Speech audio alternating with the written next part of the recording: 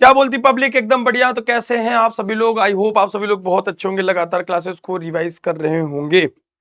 मैं हूं किशन पांडे और यह है भारत का सबसे भरोसेमंद प्लेटफॉर्म फिजिक्स वाला। क्या हाल चाल भाई सभी के? बढ़िया। आई होप कि बढ़िया होंगे और लगातार क्लासेस को रिवाइज कर रहे होंगे। प्यारे बच्चों, क्लास 11th का अपने आप में बहुत इंपॉर्टेंट टॉपिक। मेरे प्यारे बच्चों, अगर आप क्लास 11th में हैं और आपको ये लगता है कि भाई इस चैप्टर से डाउट रहता है, इस चैप्टर के न्यूमेरिकल नहीं बनते, क्योंकि घूड़ी गति एक ऐसा टॉपिक है, यहाँ पे दृढ़ हो गया है, दृढ़ पिंडों की निकाय की घूड़ी गति होगा मेरे प्यारे बच्चों।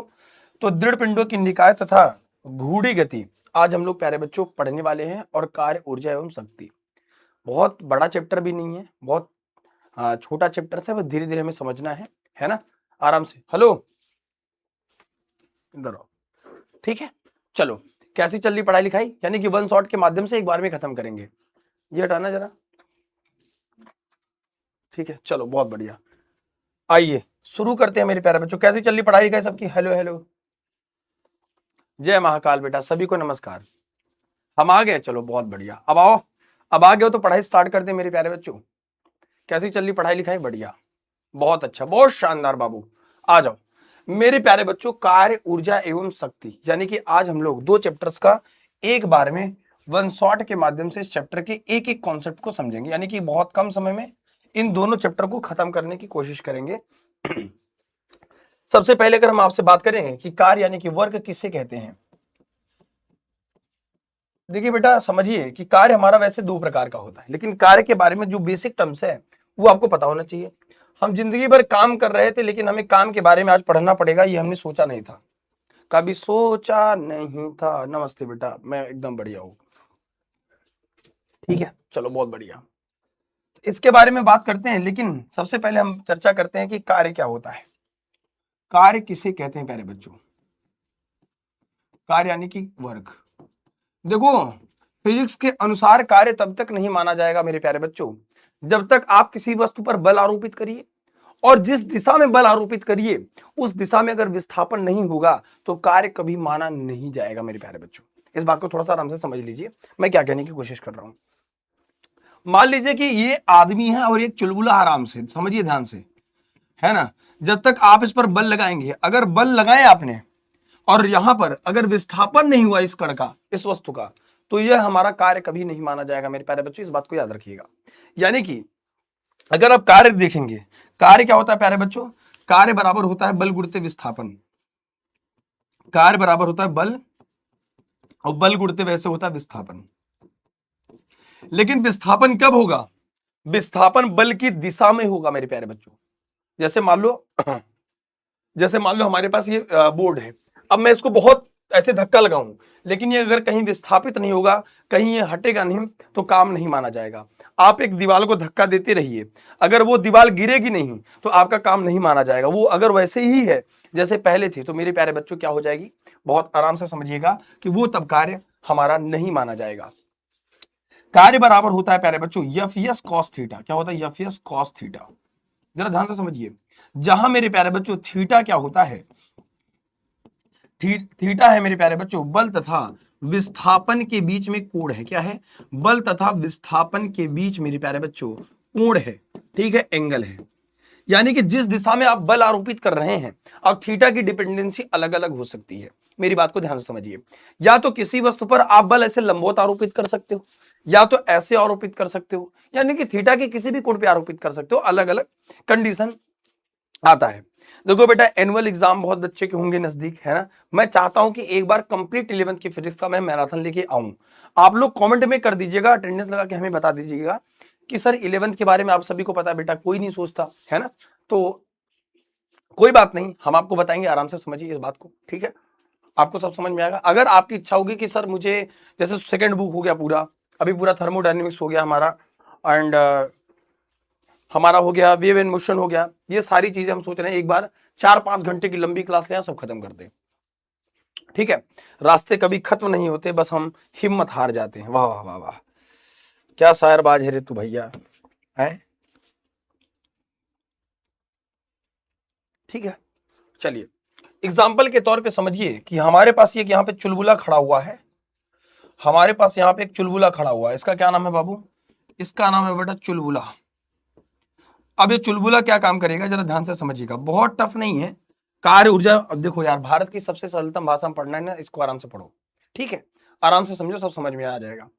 अगर आपने मेरे प्यारे बच्चों, जैसे मान लो एक बॉल है या फिर एक कोई लकड़ी का टुकड़ा है या फिर प्यारे बच्चों मान लीजिए कुछ है, ठीक है, जब आप इसको इस पर बल आरोपित करोगे, क्या करोगे मेरे प्यारे बच्चों, इस पर आपने बल आरोपित किया है ना, तो बल की दिशा में विस्थापन, यानी कि अगर ये थीटा कोण पर है तो ये आ जाएगा एफ कॉस थीटा, है ना, कि अगर ये बल और बल से क्रिया रेखा, अगर आप जिस दिशा में बल आरोपित करें उसी दिशा में हमारा विस्थापन हो जाए मेरे प्यारे बच्चों, तो हम आराम से कहेंगे कि हाँ भैया, जिस दिशा में आपने बल आरोपित किया उसी दिशा में वस्तु विस्थापित हो जाए। कुल मिला के बात यह है, ठीक है।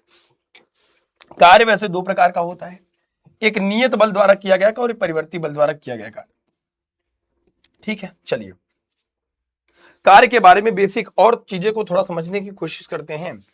कार्य क्या होता है, अभी तो मैंने आपको बेसिक बताया, कार्य बराबर क्या होता है, बल गुरुत्व विस्थापन। तो आप परिभाषा ऐसे बना के लिख सकते हैं, जब हम किसी वस्तु पर प्यारे बच्चों बल लगाते हैं, क्या लगाते हैं, फोर्स लगाते हैं मेरे प्यारे बच्चों, तो बल और बल से क्रिया रेखा, जिस दिशा में बल आरोपित करें विस्थापन अगर उस दिशा में हो जाए, लिखेंगे प्यारे बच्चों, यदि थीटा बराबर हमने कहा 0 डिग्री, थीटा बराबर 0 डिग्री का क्या मतलब है प्यारे बच्चों, है ना, थीटा बराबर 0, जिस दिशा में बल है उसी दिशा में हमने लगाया, तो W बराबर हमारे पास क्या आ जाएगा, एफ इंटू में ऐसा आ जाएगा, ठीक है, नॉर्मल ऐसे आरोपित कर दिया। ऐसा भी हो सकता है theta equal to 180 degree, example के तौर पे ये थीटा बराबर 180 डिग्री कहां पे लगेगा, जब आप कभी ऐसा हो कि ट्रेन उधर से आ रही हो, ट्रेन को आप धक्का देने की कोशिश कर रहे हो, तो बताओ विस्थापित कौन होगा, तुम या ट्रेन। अगर ट्रेन उधर से आ रही हो और हमने धक्का दिया तो विस्थापित कौन होगा, ट्रेन या तुम, ट्रेन होगा मेरे प्यारे बच्चे, आराम से ट्रेन होगा। तो यहां पे करेंगे एफ डब्ल्यू बराबर, तब यहां पे किया गया कार्य डब्ल्यू बराबर एफ यस कॉस में 180 अंश हो जाएगा। कॉस 180 अंश का मान कितना हो जाएगा मेरे प्यारे बच्चों, कॉस में 180 अंश का मान हो जाएगा मेरे प्यारे बच्चे, कॉस में 180 अंश का मान हो जाएगा -1। तब यहां पे यानी कि आप किसी चीज पर बल लगाइए, आपने बल लगाया इधर, है ना, ईमानदारी से देखिए, आपने बल लगाया इधर और विस्थापन हो रहा है विपरीत दिशा में, तो थीटा विल भी, जो कि थीटा की जो डिपेंडेंसी आएगी वो आएगी माइनस, तो यहां से किया गया कार्य ऋणात्मक होगा। अब देखिए याद रखिएगा, एग्जाम्पल ये है विशेष कि कूली द्वारा किया गया कार्य शून्य माना जाता है, ठीक है। जैसे अगर आपने कहा कि भैया डब्ल्यू अगर थीटा बराबर 90 डिग्री हो, थीटा बराबर 90 डिग्री हो, तो आप कहोगे डब्ल्यू बराबर मेरे प्यारे बच्चों एफ एस कॉस में 90 अंश, कहोगे कि नहीं कहोगे, बोलो हाँ कहेंगे सर। तो यहां से डब्ल्यू बराबर क्या आ जाएगा, कार्य 0, आप नॉर्मल कहते हो कूली द्वारा जो किया गया कार्य होता है वो शून्य माना जाता है, कूली द्वारा किया गया कार्य शून्य होता है, शून्य होता है, कूली द्वारा किया गया कार्य मेरे प्यारे बच्चों शून्य माना जाता है, याद रखिएगा। क्या है, कैसे है, मैं बताता हूं, आइए।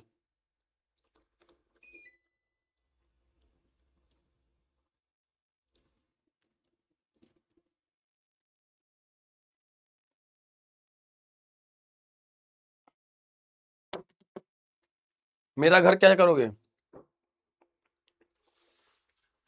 तो सर हम होंगे कि न कि ट्रेन, नहीं नहीं तो तुम ट्रेन नहीं होगे इसको समझने के लिए, इसको चला दो यार।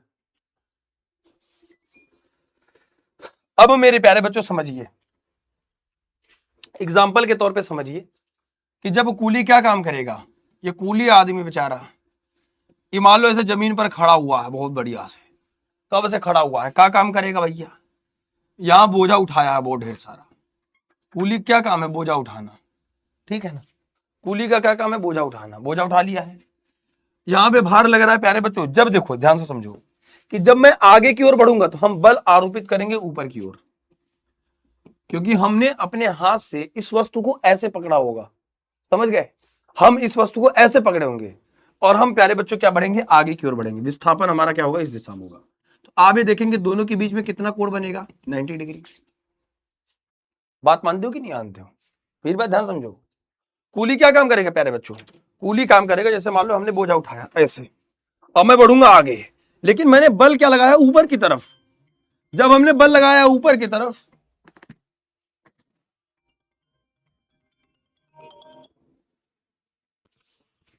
तुम्हारी आदत बहुत गंदी है यार, हमेशा क्लास के टाइम फोन करते हो तुम।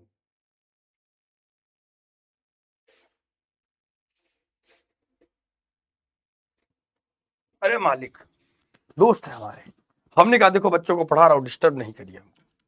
बताइए, अब मेरी बात समझिए ध्यान से। अगर हम इसको उठाए ऊपर, तो हम इसको उठाने के लिए हम बल किधर लगाएंगे, ऊपर की ओर। और हम बढ़ेंगे अगर आगे की ओर, तो विस्थापन किधर हो रहा है, आगे की ओर हो रहा है कि नहीं हो रहा है। मैंने बल लगाया ऊपर, विस्थापन हो रहा है आगे की तरफ। तो यहां पे कूली द्वारा किया गया कार्य इसीलिए क्या माना जाता है, ये जो कूली है,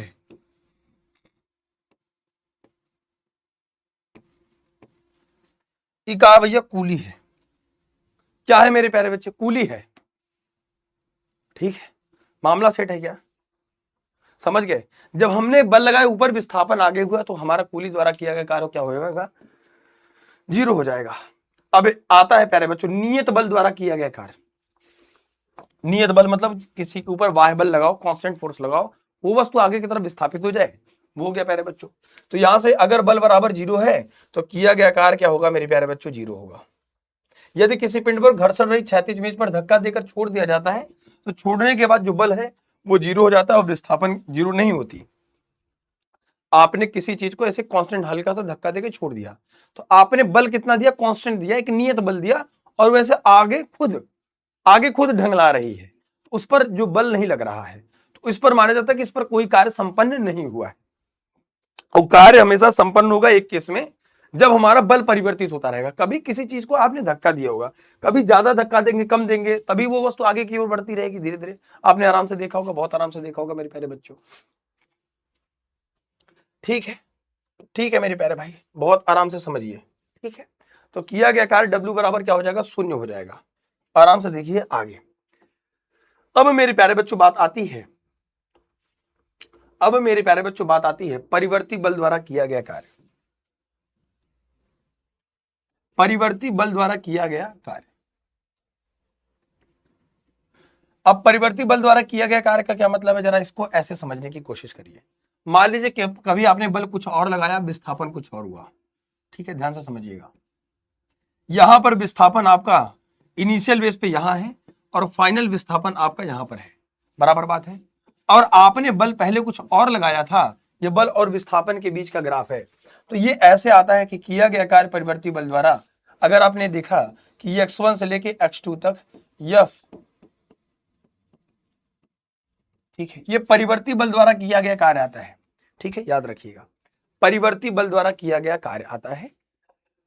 कि अब इसमें कंडीशन में देखो, इन दोनों में कुछ डिफरेंस नहीं है खास। बल अगर नियत है, कांस्टेंट है, तो यहां पे F की वैल्यू शून्य होगी।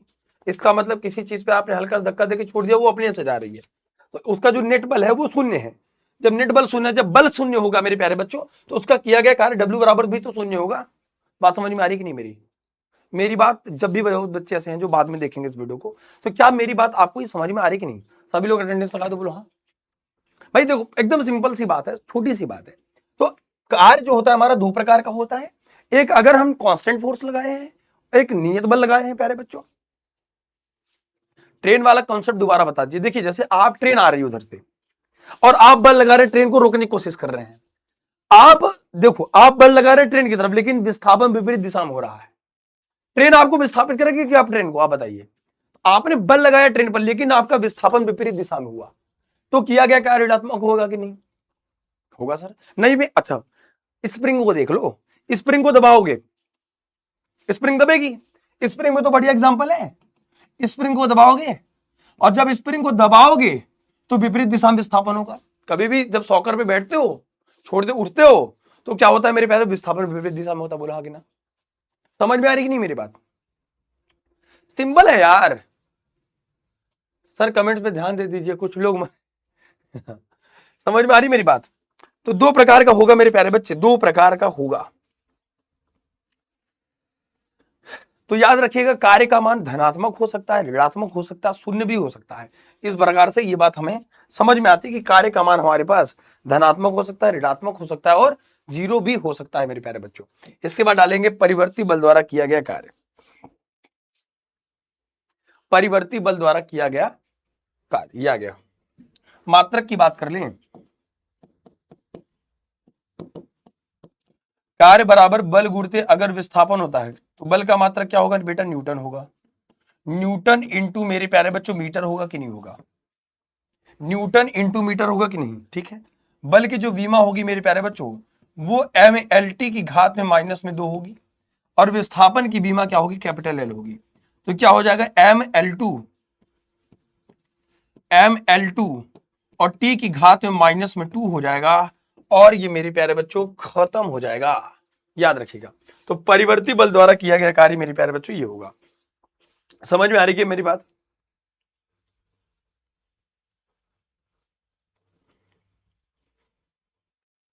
ठीक है, चलिए। हालांकि इसके बारे में हम थोड़ा सा और आगे अच्छे से पढ़ेंगे। आ जाइए, अभी मैं कह रहा था ना स्प्रिंग द्वारा किया गया कार्य। स्प्रिंग द्वारा किया गया कार्य क्या होता है मेरे प्यारे बच्चों, ध्यान से समझो। जब भी कभी आप किसी स्प्रिंग को, ध्यान से समझिए, एक स्प्रिंग है और स्प्रिंग से कोई द्रव्यमान का पिंड बंधा हुआ है। मान लीजिए आपने इस पर बल आरोपित किया, जब बल इधर लगाएंगे विस्थापन इसका विपरीत दिशा में होगा, बोलो हाँ कि ना होगा। आप ध्यान से देखिए, स्प्रिंग को दबा के देखिए। ट्रेन वाला बताया तो भैया देखो ट्रेन है, कह रहा ट्रेन वाला, फिर से बता दी, ये ट्रेन है, ठीक है। यहाँ पे एक चुलबुला मास्टर बैठ के इसको ट्रेन को चला रहा है, तुम यहाँ पे खड़े द ग्रेट खली कहे ऐसे इसको यार रोकूंगा। जब ट्रेन इधर से आ रही है खूब रफ्तार से, आप बल लगाओगे रोकने के लिए, विस्थापित कौन होगा, ये होगा। बल आपने लगाया था ट्रेन को रोकने के लिए, विस्थापन आपका ट्रेन ने कर दिया। दोनों के बीच में या पॉडियस के बीच में कोण कितना आ गया, 180। तो किया गया कार्य ऋणात्मक होगा कि नहीं, बोलो हाँ। खत्म मामला। आशुतोष वाजपेयी, मामला सेट है क्या? समझ में आ गई क्या मेरी बात? हाँ बेटा बिल्कुल गौरव भाई, मिलो, क्यों नहीं मिलोगे? हमको तो कहीं पे भी मिलो, गले लगा लो, कोई दिक्कत नहीं बाबू। मेरे प्यारे भाई आप हमसे कहीं पर भी मिले, हमको गले लगा ले, हमें बहुत खुशी होगी। सच में बता रहा, हमको बहुत खुशी होगी जी। समझ में आ रही मेरी बात? आ जाइए। तो ये किसी आदर्श स्प्रिंग में उत्पन्न प्रत्यानयन बल, स्प्रिंग में जो बल उत्पन्न होता है वो रिस्टोरिंग फोर्स होता है, प्रत्यानयन बल होता है, इसे प्रत्यानयन बल कहते हैं। प्रत्यानयन बल क्या होता है? अब ये कहोगे नया बल, वही है, बल ही है एक प्रकार का। लेकिन अगर प्रत्यानयन बल आपको समझना है तो प्रत्यानयन बल क्या करती है, वस्तु को वापस उसी अवस्था में लाने का प्रयास करती है, उसे प्रत्यानयन बल कहते हैं। क्योंकि प्रत्यानयन बल वो प्रयास कर रही है, एक प्रकार से रिस्टोर करने की कोशिश कर रही है, तो प्यारे बच्चों उससे क्या कहेंगे, प्रत्यानयन बल कहेंगे। प्रत्यानयन बल क्या होता है? ऐसा बल जो किसी वस्तु पर आरोपित होने के बाद वस्तु को उसी अवस्था में, पुराने अवस्था में ले जाने के लिए लगती है, उसे कहते हैं प्यारे बच्चों। हमने कहा जब बल लग रहा है तो विस्थापन विपरीत दिशा में हो रहा है, तो माइनस लगा ले कि नहीं, बोलो हाँ कि ना। समानुपात का चिन्ह नटेगा, एक वर्ड आ जाएगा, बोलो क्या, माइनस में x आ जाएगा, बोलो हाँ। जहां पे क्या है मेरे प्यारे बच्चों, स्प्रिंग बल नियतांक, बोलो हाँ कि ना। स्प्रिंग फोर्स कांस्टेंट है, स्प्रिंग बल नियतांक है, स्प्रिंग बल नियतांक है मेरे प्यारे बच्चों, ठीक है। इसे प्यारे बच्चों क्या कहते हैं, स्प्रिंग बल नियतांक कहते हैं। समझ में आ गई कि नहीं बात? फिर आता है बाबू संरक्षी, कंजर्वेटिव फोर्स। अब देखो कंजर्वेटिव फोर्स को अगर आपको समझना है तो ये परिभाषा को समझिए, वरना मैं एक लाइन में बता दूंगा तो आपको सब समझ में आ जाएगा।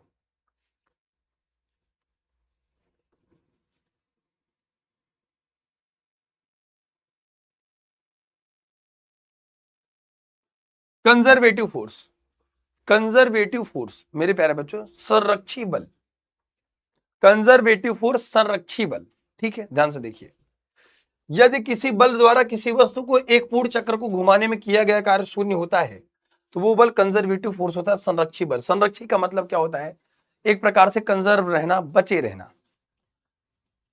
अगर मैं आपको बताऊं ना, समझो, अगर यदि किसी बल द्वारा किया गया कार्य पाथ पर निर्भर नहीं करता, कि पथ कैसा है निर्भर नहीं करता, लेकिन वो बल कार्यरत हो, वो बल संरक्षी बल होगा। हमेशा तुम्हें कंफ्यूजन होगा, लेकिन एक लाइन मेरी ऐसे गांठ बांध के लिख लो, कहीं पे लिख लो, समझ लो मेरे प्यारे बच्चे, कि जब आप किसी पर बल आरोपित करते हैं, फोर्स लगाते हैं, तो वो जो फोर्स लगाए वो पाथ पर निर्भर नहीं करे कि तल कैसा हो, खुरदुरा होगा कि नहीं होगा, वहां पे बल लग पाएगा, नहीं नहीं। जैसे एग्जांपल के तौर पे ग्रेविटेशन फोर्स हो गया आपका।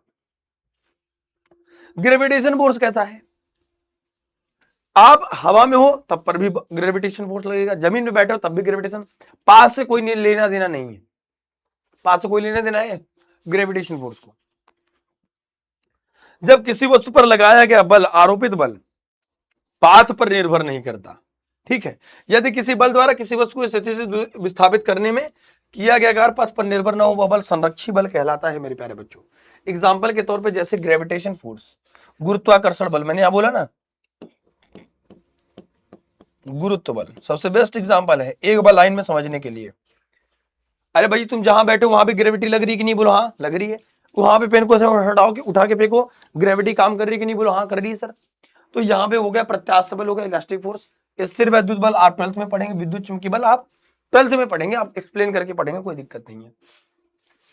इसे कहते हैं प्यारे बच्चों नॉन कंजर्वेटिव फोर्स। क्या कहते हैं मेरे प्यारे बच्चे, नॉन कंजर्वेटिव फोर्स बोलते हैं, नॉन कंजर्वेटिव फोर्स बोलते हैं असंरक्षी बल। अब इसका मतलब ये पाथ पर निर्भर करेगा, बोलो हाँ कि ना।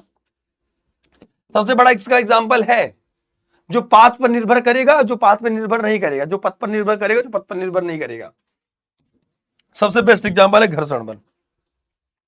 घर्षण बल पाथ पर तो निर्भर करता है। घर्षण बल कब लगेगा, इसके ठीक पहले घर्षण बल का कंसर्ट कराया था। देखो हमने जो प्रॉमिस किया वो आपके साथ खड़े होकर निभा रहे हैं, लेकिन बस आप सीरियस होकर पढ़ लीजिए प्यारे बच्चों। मैं कहता हूं कि सिर्फ आप शून्य बैच की प्लेलिस्ट से, सिर्फ शून्य बैच की प्लेलिस्ट से एक अच्छा स्कोर कर सकते हैं मेरे प्यारे बच्चे। बात मान रहे हो कि नहीं?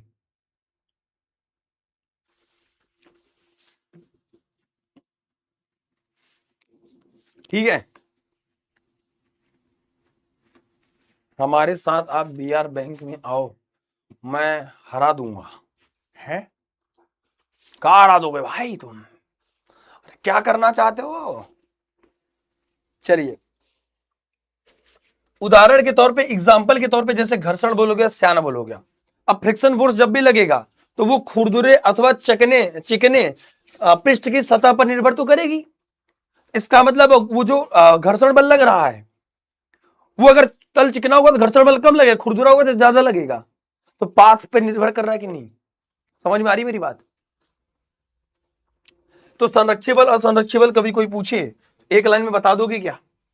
नोट करने की बात है, बोलो हाँ। यस सर कर लूंगा, कर लोगे।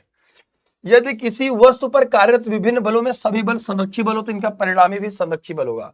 अगर सब पागल होंगे तो पूरा टोटल पागली हो जाएंगे कि नहीं? हाँ। अगर एक भी नहीं होगा तो असंरक्षी बल हो जाएगा, बात खत्म। हेड डालेंगे शक्ति। शक्ति कहां हो तुम? तुम देखो किसी आदमी को सबसे ज्यादा शक्तिशाली क्या मानते हो, मेरे को बताओ। तुम किसी आदमी को सबसे ज्यादा पावरफुल कब मानते हो? जब वो किसी काम को ऐसे कर चुटकियों में कर दे। एक आदमी था बोरा उठा के ले जा रहा था, एक आदमी ऐसे उठाया और इसे उठा के फेंक दिया था। अरे बाप रे बाप, अरे मोरी मैया तो बहुत ताकतवर है रे बाबा रे बाबा।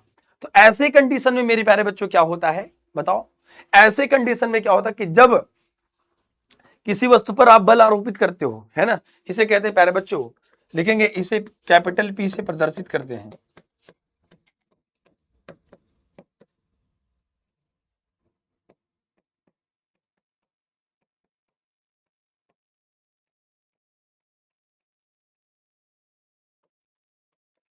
P बराबर W बटे टी होता है कि नहीं होता?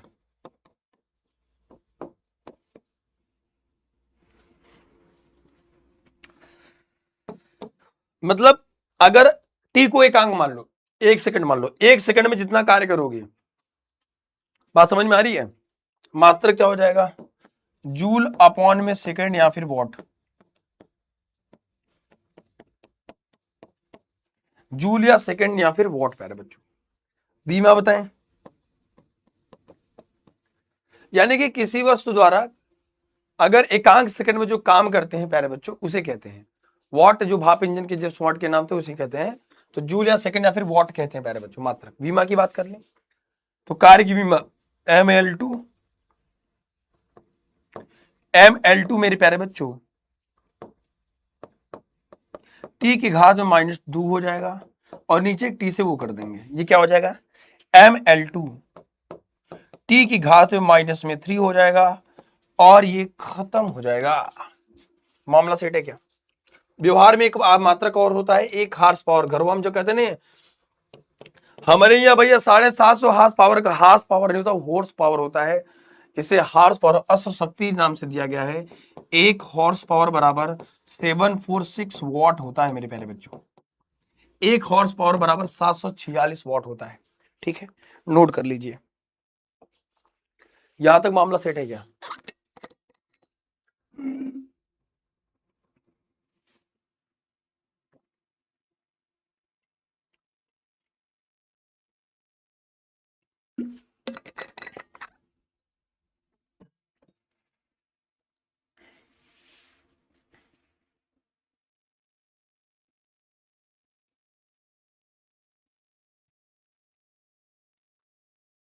आगे चले, चलो।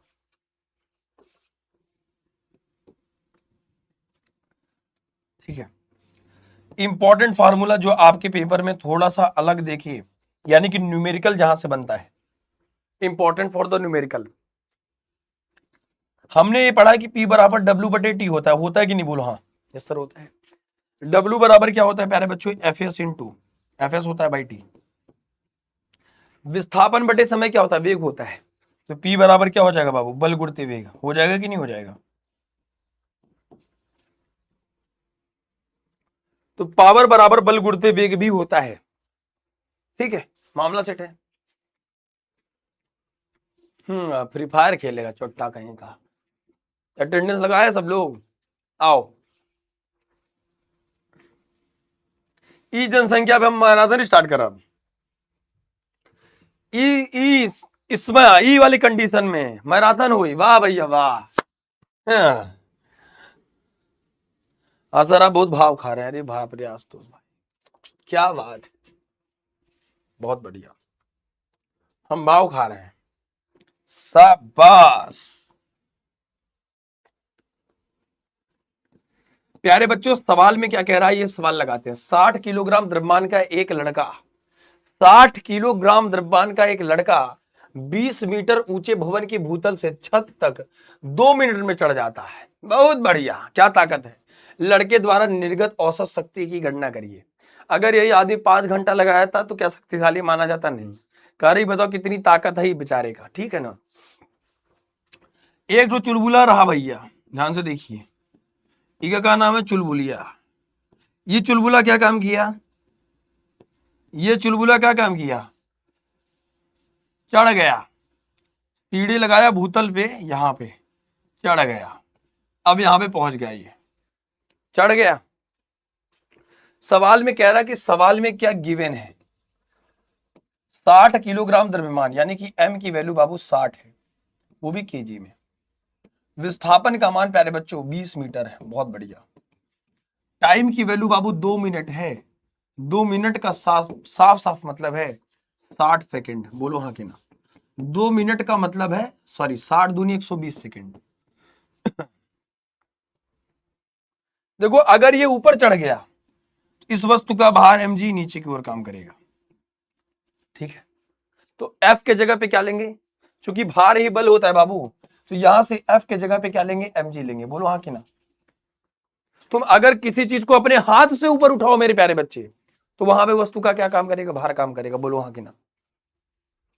तो मेरे प्यारे बच्चों, जब वस्तु का भार काम करेगा तो W बराबर क्या हो जाएगा मेरे प्यारे बच्चों? F/T होता है। W बराबर वैसे क्या होता है, ध्यान से देखिए, सॉरी, शक्ति की गणना करनी है। P बराबर W/T होता है। ठीक है मेरे प्यारे बच्चे, W बराबर क्या हो जाएगा? mgh। क्यों? क्योंकि बेटा ये h ऊंचाई तक चला है, विस्थापन के जगह पर यहाँ पे क्या लेंगे? h लेंगे। क्योंकि आपको पता है कि भार बराबर क्या होता है? W बराबर कार्य बराबर बल, बल भार के बराबर हो जाएगा। यह ऊंचाई कितने मीटर तक गया है बाबू? 20 मीटर तक ऊंचे भूतल से छत तक 2 मिनट में चढ़ जाता है। यानी कि यहाँ पे हाइट लेंगे। विस्थापन क्या है? हाइट के रूप में कन्वर्ट हुआ है। मेरी बात को ध्यान से समझो मेरे प्यारे बच्चों। तो यहां पर अगर हम बात करेंगे आपसे, तो यहां पे mgh अपॉन में कैपिटल में टी। क्या बोलते हो? क्या बोलती पब्लिक? बढ़िया। अब मेरे प्यारे बच्चों जरा ध्यान से देखिए, m की वैल्यू 60 है, g की वैल्यू 10 है, h की वैल्यू 20 है। बोलो हाँ कि है कि नहीं है? ठीक है, mgh 120 सेकेंड, 0 से 0 खत्म हो गया, 12 पंचे 60, p बराबर 50, नहीं 5 दूनी 10 और 10 दम्मा 100 आ जाएगा।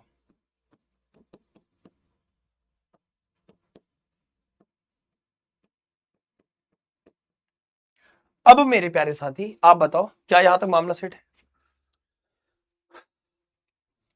समझ में आएगी बात? ऐसे सवाल मेरे प्यारे बच्चों जब भी आपको पूछेगा, जैसे भी पूछेगा, इसको कर लेना जरूर, कर ले जाओगे। हुआ क्या, ये आदमी 20 मीटर जो ऊंची दीवार थी, बिना कुछ सोचे समझे चढ़ गया छज्जा पे। ठीक है, अब यहां से 20 मीटर तक चढ़ गया। जब 20 मीटर चढ़ गया तो भैया वो भार होगा कुछ, कार्य बराबर बल गुणित विस्थापन, जो भार होगा वो बल के बराबर हो जाएगा। एफ की जगह पे एम जी, विस्थापन की जगह ऊंचाई होगा, चूंकि अब वो नीचे तो रगड़ नहीं रहा है, ऊपर गया है। समझ में आ रही मेरी बात? इसलिए W बराबर mgh अपॉन में टी, ये वाला फार्मूला लगेगा। इतनी बात क्लियर है क्या? समझ में आ गई? सर बुग्गू पगला गया, क्या हो गया भाई?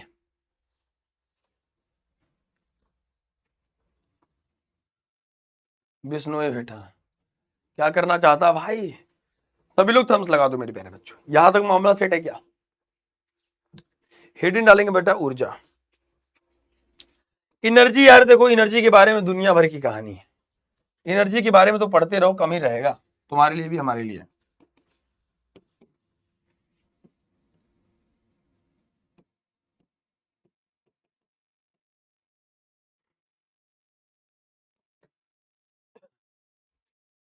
किसी वस्तु को कार्य करने की क्षमता को ऊर्जा कहते हैं।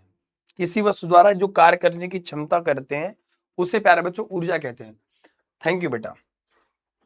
ऊर्जा के बारे में अलग अलग है, देखो ऊर्जाएं कई प्रकार की होती हैं बेटा, है ना।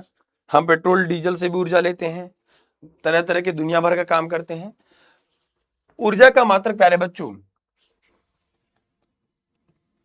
हम जो कभी कभी देखो काम करते हैं, तो हमें ऊर्जा तो लगती है, हम खाना खाते हैं। ऊर्जा के दो प्रकार होते हैं, एक स्थितिज ऊर्जा होती है, गतिज ऊर्जा। वैसे तो ऊर्जा कई प्रकार की होती है, आपको सौर ऊर्जा भी मिलेगी, है ना, पेट्रोल से जो ईंधन वाली ऊर्जा है वो भी मिलेगी, दुनिया भर की ऊर्जा का फार्मूला आप पढ़ेंगे। बहरहाल जो मैं आपको समझाने की कोशिश कर रहा हूं उसको समझिए ध्यान से। जब हम बात करते हैं गतिज और स्थितिज ऊर्जा की, ऊर्जा के दो प्रकार गतिज और स्थितिज की, तो दोनों के बारे में एक चीज मैं आपको कॉमन बता देता हूं, जिससे आपको थोड़ा ये सरल लगेगा। कुल मिला जुला के बात ऐसी है, वो क्या है मेरे प्यारे बच्चे? मैंने आपसे ये कहा कि अगर हम खाना खा रहे हैं, आप समझिए, आप जैसे एनर्जी ड्रिंक जूस लेते हो, तो आप एक काम कर रहे हो, आप क्या कर रहे हो, ऊर्जा को संचित कर रहे हो, स्टोर। उसे कहते हैं किसी वस्तु में स्थिति के कारण उत्पन्न ऊर्जा, स्थितिज ऊर्जा हो गई। अब हम जब वही एनर्जी स्टोर कर लिए, तो अब हम दौड़ना स्टार्ट किए, भागना स्टार्ट किए, चलना कूदना फिरना चालू किए, तो इसका क्या मतलब हुआ? इसका तात्पर्य हो गया मेरे प्यारे बच्चों, अब हमारी जो स्थितिज ऊर्जा अंदर थी वो हम गतिज ऊर्जा के रूप में कन्वर्ट कर रहे हैं। फिर से समझो, मान लो आपने ऐसे धनुष खींचा, आपने काम किया धनुष को खींचने का, अब वो जो ऊर्जा संचित हुई वो स्थितिज हुई, उसे कहते हैं स्थितिज ऊर्जा। क्योंकि किसी वस्तु में स्थिति के कारण उत्पन्न ऊर्जा स्थितिज ऊर्जा होती है। अब आपने उस रस्सी को छोड़ दिया, बाण छोड़ा, अब वो गति स्थिति को गति में बदल देगा। समझ में आ रही बात? आ जाओ। हाँ, अब एक एक करके चलते हैं। गतिज ऊर्जा किसी वस्तु में, मैं आपको लग रहा हूं कि ये अगर ज्यादा बड़ा दिख रहा है ना, तो आप इसकी परिभाषा अपने से भी लिख सकते हैं, kinetic energy. Kinetic energy, kinetic energy मेरे प्यारे बच्चों, किसी वस्तु में गति के कारण उत्पन्न ऊर्जा। अच्छा, ये वाली बीमारी दूर नहीं हो रही है सर, मैंने अभी तो कुछ नहीं पढ़ा, हम जीवन में कुछ देखबा ही नहीं किए थे गुरु जी, आप आए तो हमको दिखना चालू हुआ है। नहीं,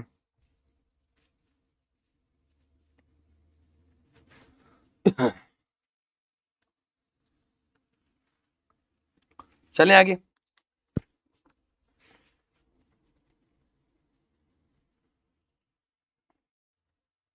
चलिए चलिए अब आते हैं बेटा बाबू, गतिज ऊर्जा, काइनेटिक ऊर्जा पढ़ ली, अब काइनेटिक एनर्जी की माप, गतिज ऊर्जा की माप। ये गतिज ऊर्जा निकालते हो कैसे हो? गतिज ऊर्जा की माप कैसे? स्टैंडर्ड सेट किया कि गतिज ऊर्जा की हम लोग बारे में चर्चा करते हैं। गतिज ऊर्जा की माप, मेजरमेंट ऑफ काइनेटिक एनर्जी, कैसे पता कि वो गतिज ऊर्जा है? मान लो एग्जांपल के तौर पे तुम्हें कुछ नहीं आता, तुम हमारे क्लास में हो ना, मुस्कुराइए, आप भारत की सबसे पावरफुल क्लास में मेरे प्यारे बच्चों। मैं हमसे हमेशा कहता हूँ आप घूम टहल लो, इससे सुकून वाली जो फिजिक्स होती है ना, सुकून वाली, मजा आ रहा है, धीरे धीरे सुरूर चढ़ रहा, बस वही होगा फिजिक्स में आपके साथ, और कुछ नहीं होगा। ना आप छोड़ के जा पाओगे और ना आप सोचोगे आह मजा आ रहा, धीरे धीरे पढ़ेंगे, धीरे धीरे सब समझ में आएगा। समझ गए? थोड़ा नजर स्क्रीन पर देखो बस। माना कोई यम द्रव्यमान का पिंड है, ठीक है, वो भी रामावस्था में है, ठीक है। हमने कहा कि माना कोई पिंड, माना एम द्रव्यमान का पिंड, द्रव्यमान का पिंड मतलब वस्तु समझिए, आप हो गए, मैं हो गया, पिंड। माना यम द्रव्यमान का पिंड विरामावस्था में है, रुकी हुई अवस्था में। विरामावस्था मतलब मेरे प्यारे बच्चों रुकी हुई, विरामावस्था में है। पिंड पर आरोपित बल F लगाने पर, पिंड पर F बल लगाने पर, F बल आरोपित करने पर, आरोपित करने पर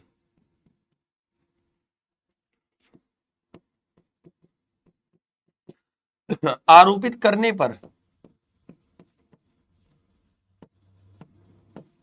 उत्पन्न त्वरण, पिंड पर आरोपित उत्पन्न त्वरण ए हो तो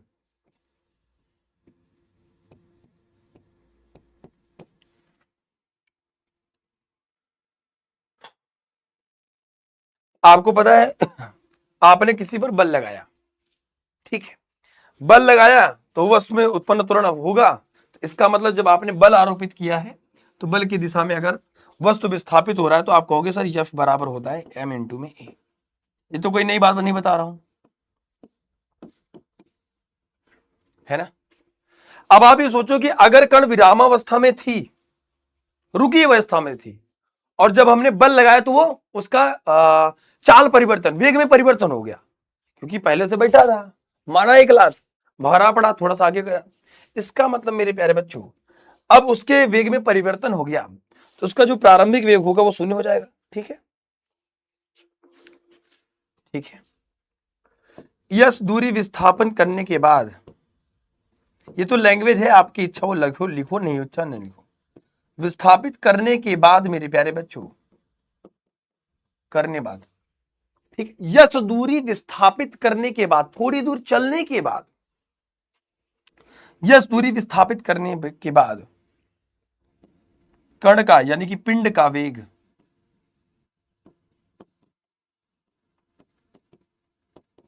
v हो जाता है, u से v हो जाता है, क्योंकि बदल गया, v हो जाता है गति के समीकरण से v स्क्वायर माइनस में u स्क्वायर बराबर 2as। बोलो हाँ कि ना। ये वेग है, इसमें वेक्टर लगाओ तो ठीक है, नहीं लगाओ तो u बराबर 0 होगा, तो यहां से v स्क्वायर बराबर क्या हो जाएगा बाबू 2as होगा। क्योंकि बेटा प्रारंभिक, अगर आपने किसी कण पर बल लगा दिया तो उसका प्रारंभिक वेग तो शून्य हो जाएगा, बच्चे का जो बाद वाला वेग जो चल रहा है। वैसे तो v स्क्वायर बराबर u स्क्वायर प्लस 2as होता है, ये बात हम पढ़ चुके हैं। लिखेंगे समीकरण 1, समीकरण 2, समीकरण 2 में मेरे प्यारे बच्चों 1/2m से भाग देने पर, सॉरी गुणा करने पर,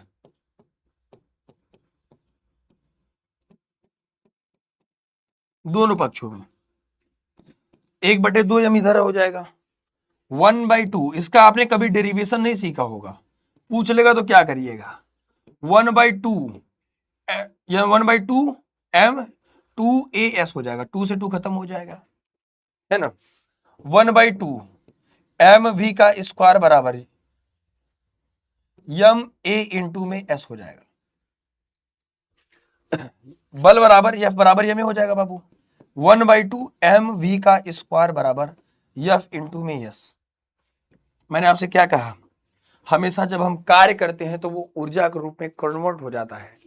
अब यहां से बाबू आप देखेंगे तो यहां से इसको लिख सकते हैं ना W, तो W बराबर आप क्या कहोगे, हाफ एम वी का स्क्वायर। इसी को W बराबर हम क्या कहेंगे बाबू, इसी को हम कहेंगे W बराबर डेल्टा के कह लीजिए, है ना, या फिर सिर्फ के कह लीजिए।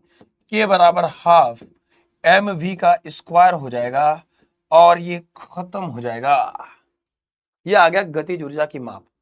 हमने ये गतिज ऊर्जा की माप तब करी मेरी प्यारे, वो कार्य ऊर्जा प्रमेय है बेटा, जिसको आप कह रहे हो half M V square minus half M U का स्क्वायर। ये वर्क एनर्जी थ्योरम है। वर्क बराबर किए गए ऊर्जा में परिवर्तन के बराबर हो गया। ये समझ में आ गई क्या बात। आप किसी वस्तु पर बल आरोपित करोगे, यह बराबर यमे होगा।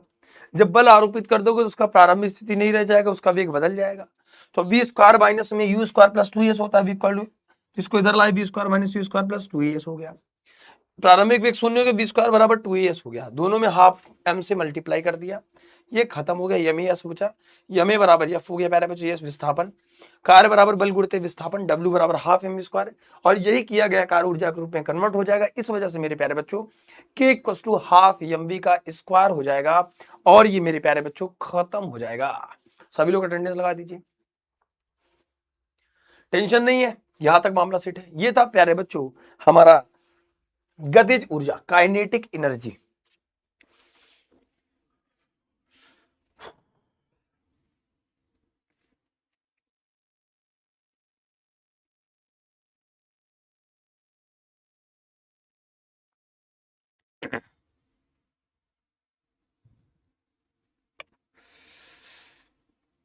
ठीक है, लिखेंगे बाबू। इसके बाद इंपॉर्टेंट रिलेशन आता है, इंपॉर्टेंट फॉर द न्यूमेरिकल। इसमें और भी फार्मूले आते हैं, जैसे हमने कह दिया कि इंपॉर्टेंट है कि गतिज ऊर्जा तथा रेखीय संवेग में संबंध।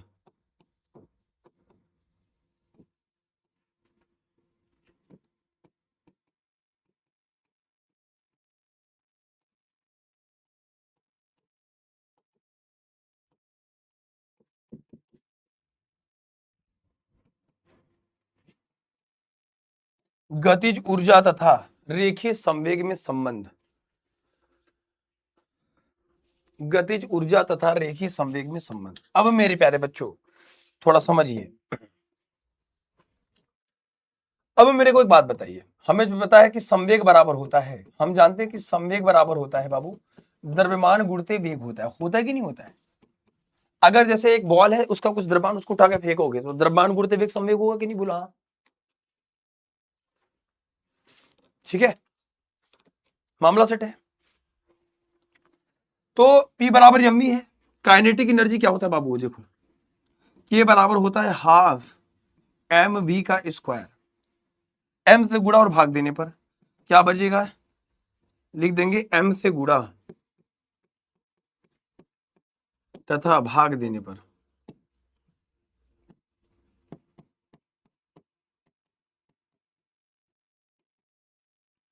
K बराबर 1/2 एम स्क्वायर इंटू में बी स्क्वायर बटे एम। ठीक है, अब यहां से हमको एक बात पता है कि K बराबर 1/2 एम, अब इसको लिख सकते हैं एम वी का होल स्क्वायर। अब चूंकि जब हमें पता है P बराबर एम वी होता है, तो यहां से K बराबर क्या मिलेगा, 1/2 एम इंटू में P स्क्वायर। तो P स्क्वायर बराबर क्या हो जाएगा, 2m इंटू में K। P बराबर हो जाएगा अंडर रूट 2m इंटू में K। ये न्यूमेरिकल में बहुत इस्तेमाल होता है। सर क्लास 11 से बी का कुल से लेकर बैच फंस गया बाबू, कोई बात नहीं, हमें ना आपके लिए शून्य बैच उनके मेन बैच से काफी है बेटा, उसके लिए घबराओ मत। हमारा जो फ्री बैच है उनसे ज्यादा खतरनाक है, तुम यहां से भी पढ़ सकते हो। इसका सारा पीडीएफ तुमको शून्य बैच जाके इनरोल्ड हो, फ्री बैच है, आराम से पढ़ सकते हो पूरा। टेंशन मत लो।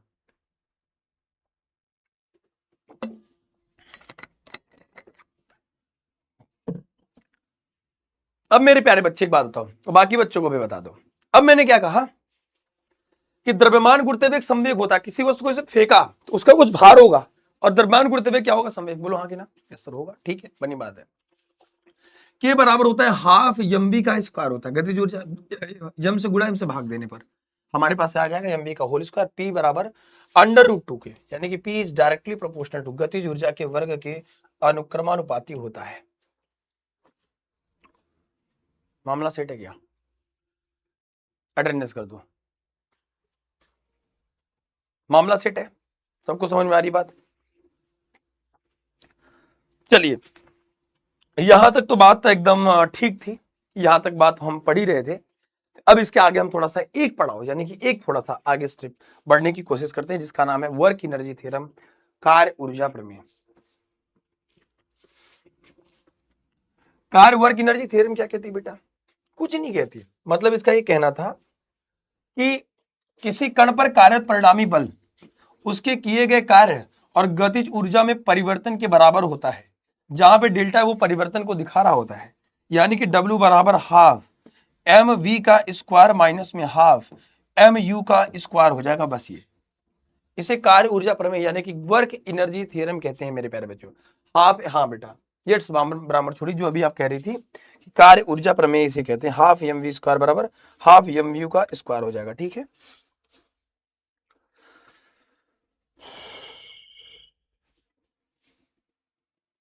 चलिए,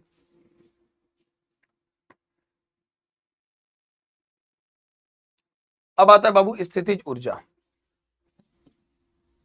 गुरुत्वीय स्थितिज ऊर्जा से पहले हेडिंग डालेगी स्थितिज ऊर्जा, हेडिंग डालेंगे स्थितिज ऊर्जा। पोटेंशियल एनर्जी, स्थितिज ऊर्जा मेरे प्यारे बच्चे,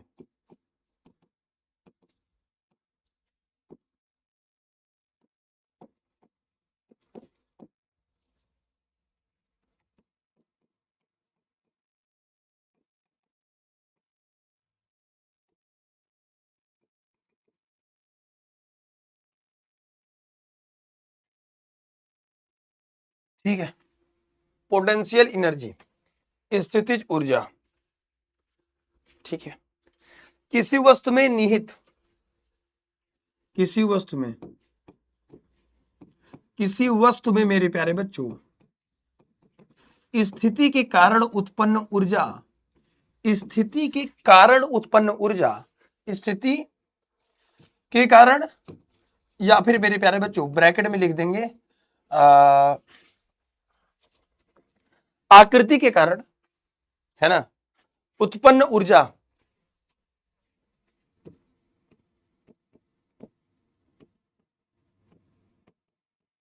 स्थितिज ऊर्जा कहलाती है।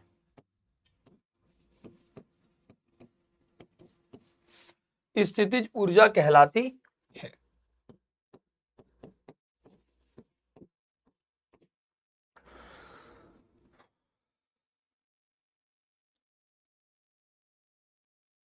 चलिए, आप नॉर्मल जैसे स्प्रिंग में ऊर्जा है ना, गुरुत्वीय स्थितिज ऊर्जा हो गया। कैसे होता है बेटा? गुरुत्वाकर्षण बल एक संरक्षित बल है, गुरुत्व क्षेत्र में किसी विशेष स्थिति के कारण उसमें संचित ऊर्जा, जैसे पृथ्वी और पिंड की निकाय की कुल ऊर्जा, उसकी ग्रेविटेशनल पोटेंशियल एनर्जी कहलाती है मेरे बच्चों, ठीक है ना। जैसे यू बराबर आप पढ़ते हो ना mgh, वही है मेरे बच्चों, ठीक है। यू बराबर क्या पढ़ते हो? mgh, ये वही है स्थितिज ऊर्जा का फार्मूला, ठीक है।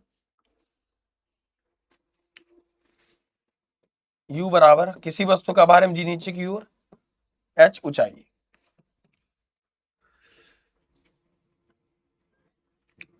इलास्टिक पोटेंशियल एनर्जी क्या है? जैसे स्प्रिंग क्या होती है? स्प्रिंग के अंदर होता है भैया, वो कंप्रेस होगी, च्यू चाक च्यू चाक च्यू चाक होगी। कि प्रत्यास्थ बल एक संरक्षी बल है, कंजर्वेटिव फोर्स। मैंने आपसे क्या कहा था कि जब किसी वस्तु पर जो बल आरोपित है वो बल पाथ पर निर्भर नहीं करे, पाथ मतलब रास्ता कैसा है, लेकिन बल लग रहा हो मेरे प्यारे बच्चे। तो ऐसे कंडीशन में अगर हम बात करते हैं प्रत्यास्थ, यानी कि एक संरक्षी बल है, कंजर्वेटिव फोर्स है। मेरी बात को ध्यान समझिएगा, मैं थोड़ा और डीप में जा सकता हूं, लेकिन मैं वन शॉट के तरीके से, क्योंकि कम समय में मैं चाहता हूं कि ये चैप्टर पूरी तरीके से कंप्लीट हो और हम आगे की ओर बढ़े। आज आज ये फ्री फायर आज खिलाता हूँ आज। आज आज तुमको दुनिया भर का भूत खिलाता हूँ। आओ, पढ़ना न लिखना है, ठीक है। जैसे स्प्रिंग में संपीड़ित अथवा खींची हुई अवस्था में जो ऊर्जा संचित होती है, स्प्रिंग को खींचो। मैंने क्या कहा, स्प्रिंग है ना, बंधा हुआ है। अब हमने स्प्रिंग को खींच लिया है, खींचने के बाद छोड़ोगे तो अगर ये दबेगी, खींचने के बाद छोड़ोगे तो दबेगी, स्प्रिंग दबेगी नहीं। सैड है। क्या हो गया प्रिया सिंह, मुझे खुद नहीं पता ऐसे कैसे हो गया। ये तुम तो नई ख्यूज बता रही भैया प्रिया सिंह, तो मुझे नहीं मालूम है क्या होएगा, बताओ तुम ही लोग बताओ। देखो बेटा, मैं आपसे हमेशा कहता हूं कि आपकी पढ़ाई बहुत इंपॉर्टेंट है। आपको जहां अच्छा लगता है, जैसे अच्छा लगता है वहां पढ़िए, लेकिन अपनी ईमानदारी से अपने आप को ईमानदार बना के जहां आपको समझ में आ रहा वहां पढ़िए बेटा, है ना। क्योंकि बहुत ऐसे लोग हैं जो, मैंने सुना कि मेरे बारे में कुछ बोलते रहते हैं, मैं नहीं बोलता हूं।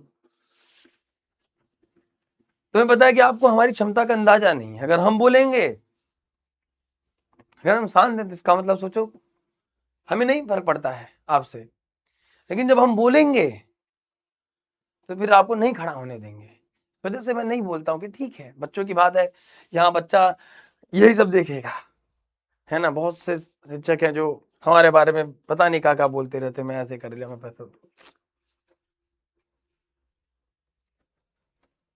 चलो खैर छोड़ो, यही सब है चीजें कि बस आराम से पढ़िए। आपकी पढ़ाई हमारे लिए ज्यादा इंपॉर्टेंट है ना। संपीड़ित का मतलब बेटा कॉम्प्रेस हुई ऊर्जा, संपीड़ित होगी, खींचो पहले, खींच लिए तो जो ऊर्जा संचित है वो पोटेंशियल एनर्जी है, इलास्टिक पोटेंशियल एनर्जी है, ठीक है। तो कहते हैं उसे प्रत्यास्थ स्थितिज ऊर्जा कहते हैं मेरे प्यारे बच्चों।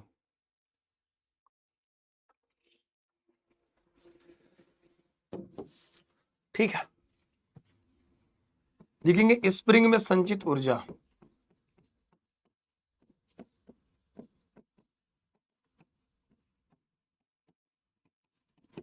U बराबर हाफ के एक्स का स्क्वायर, जहां के क्या है, स्प्रिंग बल नियतांक है। क्या है मेरे प्यारे बच्चों, जहां पर हमारा के क्या है, स्प्रिंग बल नियतांक है।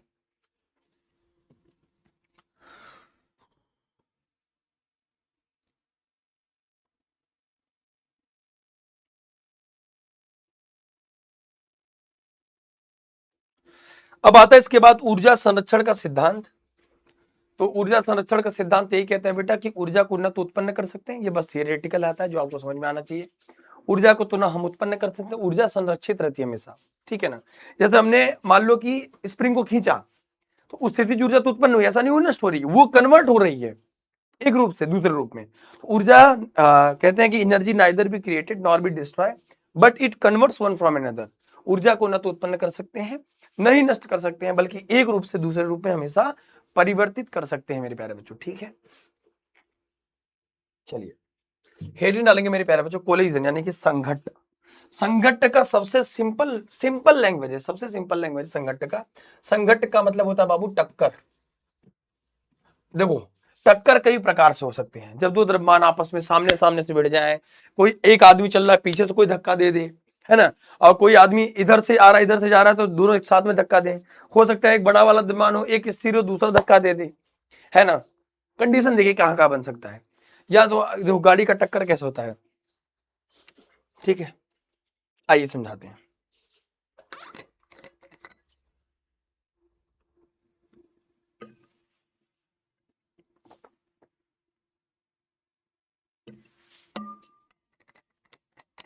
हम्म, चलें। अब संघट्ट जो होता है मेरे प्यारे बच्चों, संघट्ट वह प्रक्रिया जिसमें दो या दो से अधिक वस्तुओं के बीच में अत्यंत, यहां पे अत्यंत होगा या फिर अल्प कर लो, दोनों की बात है। इस वाले वर्ड को मैं हटा ही देता हूं, आराम से देखिएगा।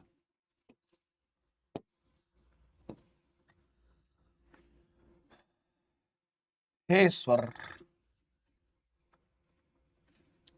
ठीक है मेरे प्यारे बच्चों, यहां पे आता है कि संघट्ट वह प्रक्रिया जिसमें दो या दो से अधिक वस्तुओं के बीच में बहुत कम समय के लिए, बहुत कम समय के लिए ऐसा होता है कि पारस्परिक अन्योन्य क्रिया द्वारा उनकी ऊर्जा तथा संवेग में परिवर्तन हो जाता है। यार देखो, संवेग क्या होता है, जैसे मान लो मैं हूं और मैं जा रहा हूं, मेरा कुछ द्रव्यमान है, मैंने कुछ लिया हुआ है, मेरा कुछ द्रव्यमान होगा, मैं आगे की ओर बढ़ रहा हूं, द्रव्यमान बढ़ते हुए समय को मैं लड़ जाऊंगा, तो क्या मेरी पहले जैसी रफ्तार रह जाएगी? नहीं। क्या मेरी पहली जैसी ऊर्जा रह जाएगी कि नहीं? कुछ तो कुछ नष्ट होगा, परिवर्तन होगा, कुछ चेंजेस होगा। उसी जो चेंजेस होगा वो संघट्ट को कहते हैं, टक्कर को कहते हैं। टक्कर दो प्रकार का होता है, पूर्णतः प्रत्यास्थ संघट्ट होता है, जैसे अणुओं के बीच में होता है, गैस के छोटे छोटे मॉलिक्यूल्स होते हैं, उनके बीच में जो होता है प्यारे बच्चों, उनके बीच में जो संघट्ट होता है पूर्णतः प्रत्यास्थ होता है प्यारे बच्चों। ठीक है, इसके बाद आता है इलास्टिक कोलिजन, यानी कि यदि संघट्ट के निकाय का रेखीय संवेग संरक्षित तो रहे, रेखीय संवेग मतलब उसके द्रव्यमान गुरुत्व वेग में कोई चेंजेस ना हो, संवेग कांस्टेंट रहे प्यारे बच्चों, ठीक है, तो गतिज ऊर्जा संरक्षित ना रहे प्यारे बच्चों, तो इसे अप्रत्यास्थ संघट्ट कहते हैं। बेटा ग्रेविटी तो पढ़ा चुके हैं ना, शून्य बैच के लेक्चर में देख लेना अभिषेक रावत बेटा, वहां पे प्लेलिस्ट में देख लेना आप, है ना, प्लेलिस्ट में देख लेना, प्लेलिस्ट में देख लोगे तो अंदाजा लग जाएगा। कुल मिला के मेरे कहने का तात्पर्य है कि वहां से अंदाजा लग जाएगा, समझ में आ रही बात?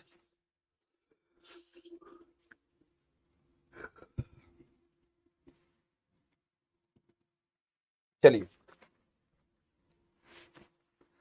सामान्य जीवन में होने वाले अधिकांश संघट्ट जैसे क्रिकेट के बल्ले से गेंद टकराना, बिलियर्ड की गेंद के परस्पर संघट्ट आदि। अब जब गेंद और बल्ले का संपर्क आपस में होगा, ठीक है, तो वहां पे क्या होगा बेटा? अप्रत्यास्थ संघट्ट होगा, क्योंकि तुरंत चाल बदल जाएगी। जैसे मान लो कोई आदमी बॉल फेंकता है, मैं बॉल फेंकूंगा तो वो उस बॉल की रफ्तार अलग होगी, जब वो बैट पे पड़ेगी हो जाएगी। मेरी बात को ध्यान समझो, एक लाइन का है सिंपल छोटा सा, जब वो बैट पे पड़ते ही भागेगी, तो वहां पे एक चीज तो कॉमन है, एक चीज जो समझने वाली बात है वो समझो। मैं क्या कह रहा हूं कि मैं आया दौड़ते हुए बॉल फेंका, द्रव्यमान गुरुत्व वेग संवेग है बॉल में, जब हम बैट पे पड़ेगी तो टक्कर होगा बैट और बॉल का, तो उसका चाल और वेग बदलेगा कि नहीं? फिर आता पूर्णतः अप्रत्यास्थ संघट्ट, यदि संघट्ट करने वाली दोनों वस्तुएं संघट्ट के पश्चात चिपक जाती हैं, चिपक जाएंगी कैसे संघट्ट के बाद? जैसे आपने देखा होगा गोली, गोली गोली बंदूक, बंदूक की गोली निकली है, लकड़ी वकड़ी में धस गई, चिपक गई, एक वस्तु का दूसरे वस्तु में धस कर एक ही वस्तु की भात गति करने लगता है। अब कोई चीज ऐसे गति करे, वो चीज धस जाए और आगे बढ़े, जैसे आदमी को गोली, आदमी से भाग रहा है, आदमी को पीछे से गोली लगी, दोनों के बीच में टक्कर हो गया, अब वो आदमी ऐसे धीरे धीरे आगे चलता रहे, तो भात तो यह संघट्ट पूर्णतः अप्रत्यास्थ संघट्ट कहलाती है। जैसे बंदूक से निकली गोली लकड़ी की गुटके से टकराकर उसमें धंस जाती, तब भी यह संघट्ट पूर्णतः अप्रत्यास्थ संघट्ट कहलाता है। परफेक्ट इलास्टिक कोलिजन का उदाहरण है बंदूक।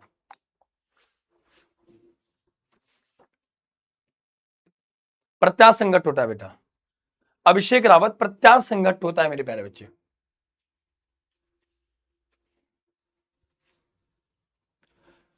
हाँ अंकित बिंद्रा, वही बता रहा हूं बेटा, देखो ध्यान से समझो। मैंने आपसे ये कहा कि अगर टक्कर कितने प्रकार का हो सकता है, मैंने कहा कि भैया प्रत्यास्थ अप्रत्यास्थ, और अप्रत्यास्थ में पूर्णतः अप्रत्यास्थ हो सकता है। परफेक्ट इलास्टिक कोलिजन कब हो सकता है? जब टक्कर और चिपक जाए और वो वस्तु आगे की ओर थोड़ी विस्थापित हो जाए, तब वहां पे क्या होगा? धसकर, तब यह पूर्णतः परफेक्ट इलास्टिक कोलिजन होता है। जिंदगी गुजार है महबूब किसी और से प्यार है, आहा शायर बन गया रे तू तो बाबा, अटेंडेंस लगा दिया सब लोगों ने, चलो बहुत बढ़िया, बहुत ही शानदार बच्चों, मेरे प्यारे बच्चों, समझ में आ गई बात?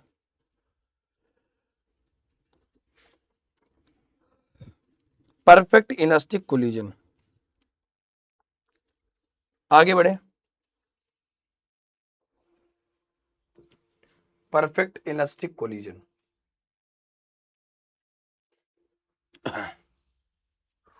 यहां तक मामला सेट है, नोट कर लीजिए, फिर हम आगे बढ़ते हैं।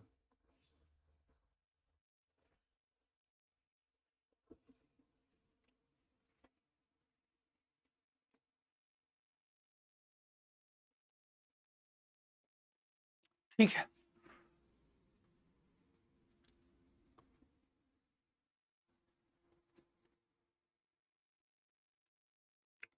द्विविमीय प्रत्यास्थ संघट्ट इंपॉर्टेंट है, यही वाला टाइप में इंपॉर्टेंट है, यही वाला। इसको एक डायग्राम से समझ लोगे तो समझ जाओगे, डायग्राम समझाऊंगा समझ जाऊंगा। अब मेरे प्यारे बच्चे समझो कि हमने कहा कि हमारे पास M1 द्रव्यमान का पिंड है और ये बाबू M2 द्रव्यमान का पिंड है। मान लो थोड़ा छोटा कर देता हूं,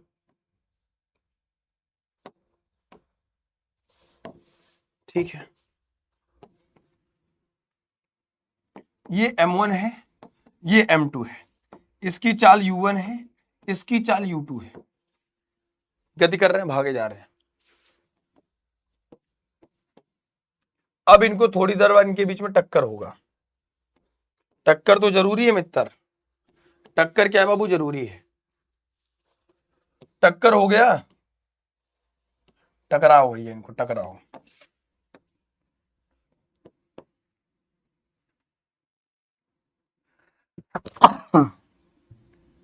आओ समझाते हैं।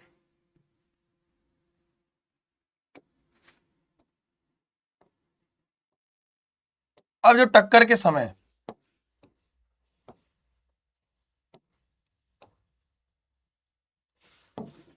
हुआ ये मेरे प्यारे बच्चों, ये टक्कर का समय का है। भिड़ेंगी, जैसे भिड़ेंगी दुई पार्ट में टिकिर टिकिर। अब हुआ ये कि ये वाला वस्तु M1 और ये वाला वस्तु M2, टक्कर के पहले क्या है मेरे प्यारे बच्चों, टक्कर के पहले, टक्कर के समय, टक्कर के समय प्यारे बच्चों, और ये बेटा टक्कर के पश्चात। तीन कंडीशन बन सकती हैं यार। टक्कर मतलब सोचो वही जो दो पिंडे आपस में भिड़ जाए यार, द्विविमीय 2 डायमेंशनल इलास्टिक कोलिजन कब होगा, ये तो समझना है। ये तो गेम है, इसी का तो गेम बजाना है।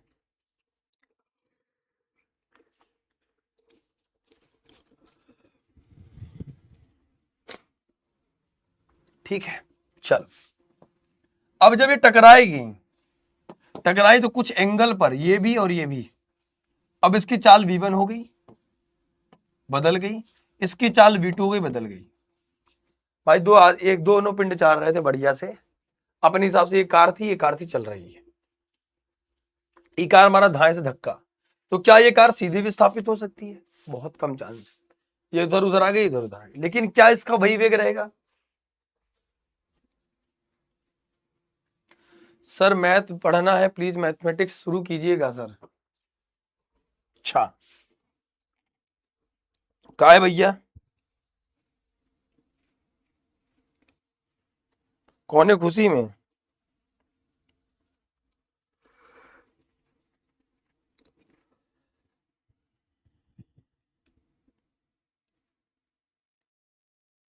चले।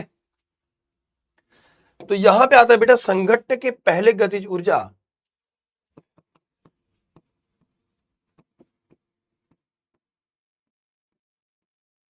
पहले कुल गतिज ऊर्जा। अगर इसकी गतिज ऊर्जा निकालोगे तो क्या निकालोगे, हाफ mu1 का स्क्वायर, है ना। इसकी गतिज ऊर्जा निकालोगे तो हाफ m2 u2 का स्क्वायर, यही तो निकालोगे, कुछ नया तो नहीं निकालोगे। अगर इसका कंबाइंड निकालोगे टक्कर अलग अलग हो गया, तो इसका हाफ m1 v1 का स्क्वायर, हाफ m2 v2 का स्क्वायर। संघट्ट के पहले गतिज ऊर्जा बराबर संघट्ट के बाद गतिज ऊर्जा,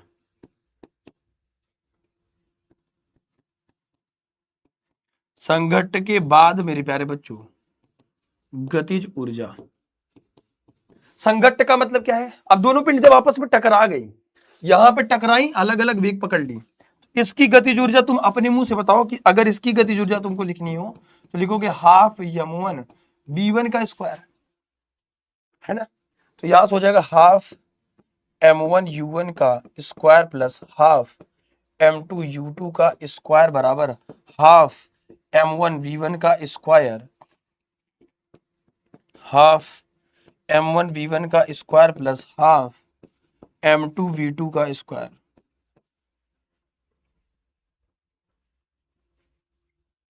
कभी कभी मोहब्बत के वादे टूट जाते हैं, इसके कच्चे धागे टूट जाते हैं, झूठ बोलता होगा कभी चांद भी, इसीलिए तो रूठ कर तारे टूट जाते हैं। अरे राम राम।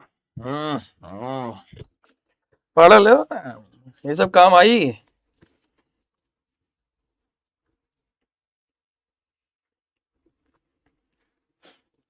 मामला सेट है, पढ़ते रहिए, मुस्कुराते रहिए नालायकों।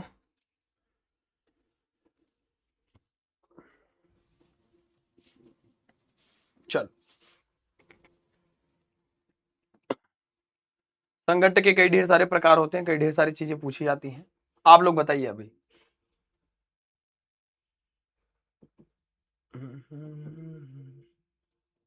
निम्नलिखित में से ऊर्जा का मात्रक नहीं है। आइए कुछ क्वेश्चंस करते हैं। निम्नलिखित में से ऊर्जा का मात्रक नहीं है प्यारे बच्चों। आ जाओ, बताओ फटाफट सभी लोग कमेंट सेक्शन में। मेरे प्यारे बच्चों, निम्नलिखित में से मेरे प्यारे बच्चों कौन सा ऊर्जा का मात्रक नहीं है?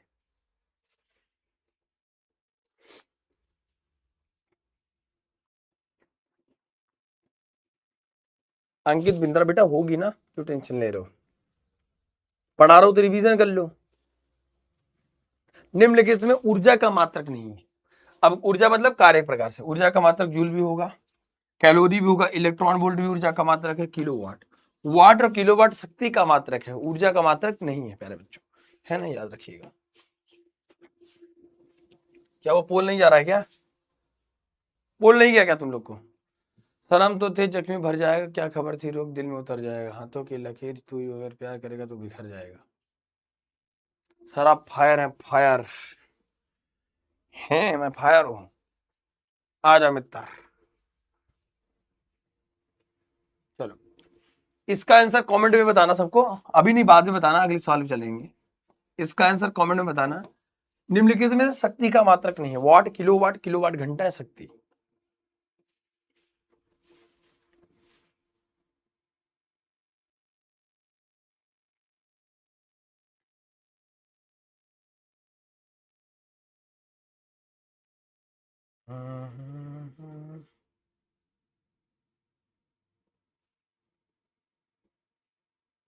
चले,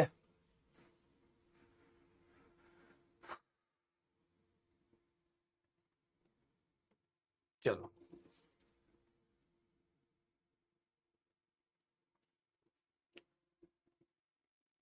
मल्टीपल चॉइस क्वेश्चंस। निम्नलिखित शक्ति का मात्रक नहीं है, तो मुझे लग रहा है सब दिया हुआ है। हाँ, बढ़िया सवाल है, मतलब बताओ तुम लोग। हाँ ले आओ भैया, ले आओ, चोमोजी खाते हैं, पढ़ ले भैया।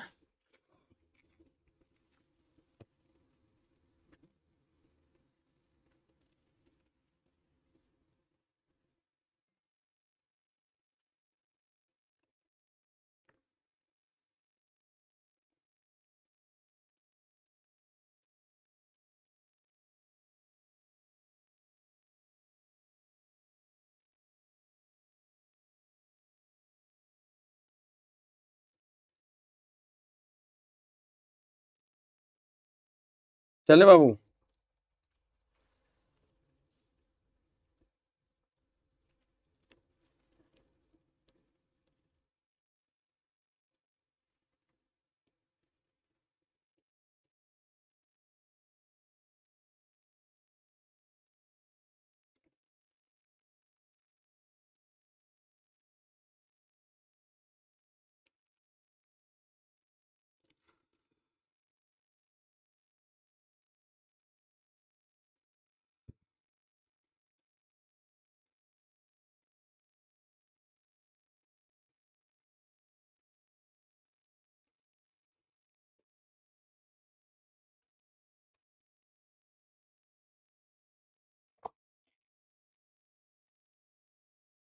हेडिंग डालेंगे बाबू अब, कड़ों की निगाहें तथा घोड़े। थैंक यू बेटा आशुतोष भाई।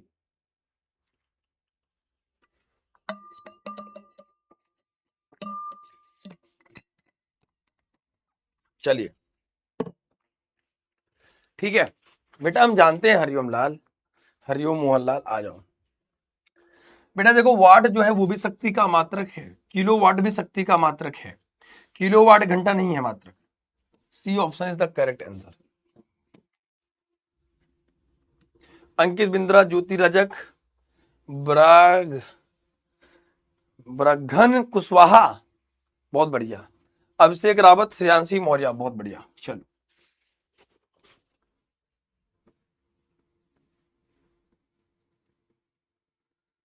कड़ों की निकाय तथा घूड़ी कटी, दृढ़ पिंडों की निकाय, तो सबसे पहले हेडिंग डालेंगे दृढ़ पिंड यानी कि रिजिड बॉडी। दृढ़ पिंड, दृढ़ पिंड यानी कि बाबू इसे कहते हैं रिजिड बॉडी।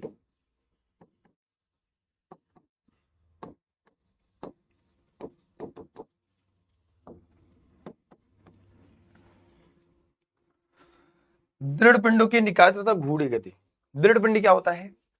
दृढ़ पिंड का मतलब होता है, रिजिड बॉडी का मतलब होता है प्यारे बच्चों ऐसी वस्तु जिस पर बल की अधीन के बाद अगर उसके अंतर्गत कोई बल भी लगे, उस पर कोई बल भी लगे, लेकिन उनकी कड़ों के आकार में कोई परिवर्तन ना हो, उसे प्यारे बच्चों दृढ़ पिंड कहते हैं, यानी कि रिजिड बॉडी कहते हैं। अब आपके दिमाग में सर ये रिजिड बॉडी क्या है बेटा? ठीक है, ऐसी वस्तु जिस पर कोई बल होने पर भी, ऐसी वस्तु, इसकी परिभाषा कभी नहीं कॉपी में भी नहीं दिया है। ऐसी वस्तु जिस पर कोई बल आरोपित होने पर भी, जिस पर कोई बल अधीन होते हुए भी, कोई बल अधीन अथवा उसके अंतर्गत होते हुए भी, अधीन मतलब अंतर्गत होते हुए भी, ऐसी वस्तु जिस पर कोई भी बल अधीन होते हुए भी, ठीक है, अधीन होते हुए भी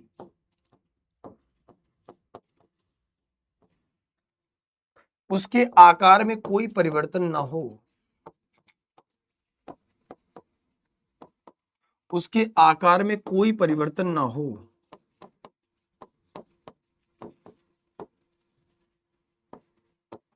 कोई परिवर्तन ना हो,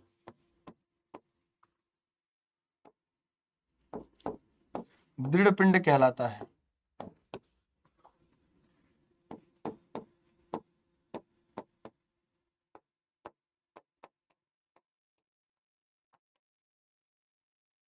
दृढ़ पिंड कहलाता है। हाँ, सरल शब्दों में दृढ़ पिंड ऐसा ठोस वस्तु है जिस पर आकार नहीं बदलता, कोई बल लगाने दो बिंदुओं के बीच की दूरी हमेशा समान रहती है, ये भी कह सकते हैं हम रावत। ठीक है, कोई दिक्कत नहीं।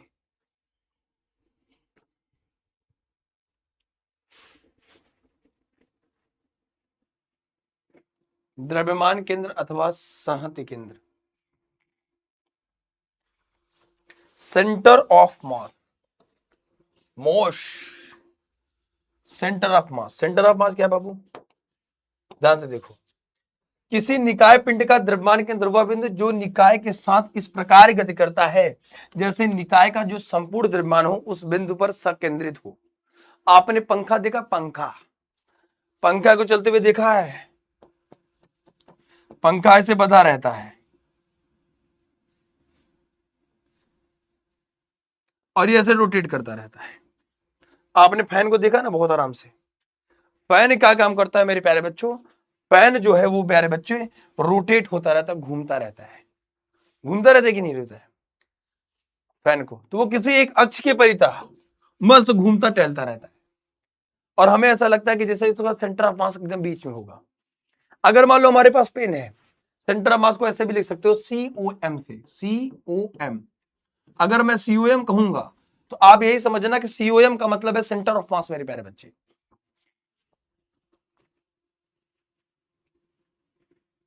ठीक है, अब इसको थोड़ा सा सरल समझते हैं, सरल भाषा में समझने की कोशिश करते हैं मेरे प्यारे बच्चों। सेंटर ऑफ मास को ऐसे समझते हैं, जैसे मान लो हमारे पास पेन है, ठीक है। अब ये क्या कह रहा है, ध्यान से देखो, उस बिंदु पर संकेंद्रित हो जिस पर निकाय पर सभी बल उस बिंदु पर कार्यरत हो या संतुलन की अवस्था में हो। इसका जो सेंटर ऑफ मास होगा, देखो जहां पर होगा ये वहां पे संतुलन की अवस्था में होगा, यहां पे गिर जा रहा है, इसका सेंटर ऑफ मास कहाँ है? यहाँ पे। अरे गिर गया।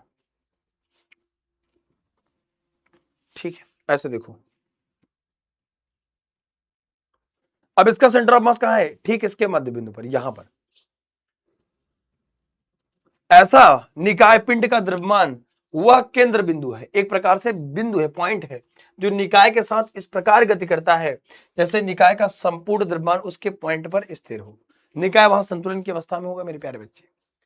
ठीक है, COM कॉम सेंटर ऑफ मास।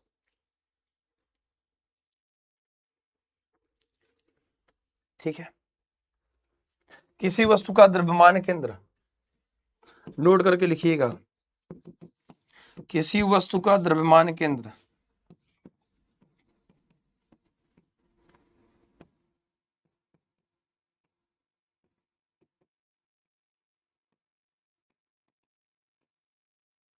किसी वस्तु का द्रव्यमान केंद्र प्यारे बच्चों उसके आकृति पर निर्भर करता है।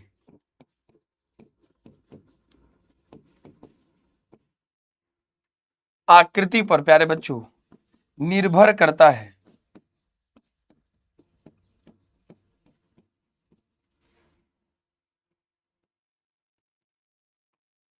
ठीक है,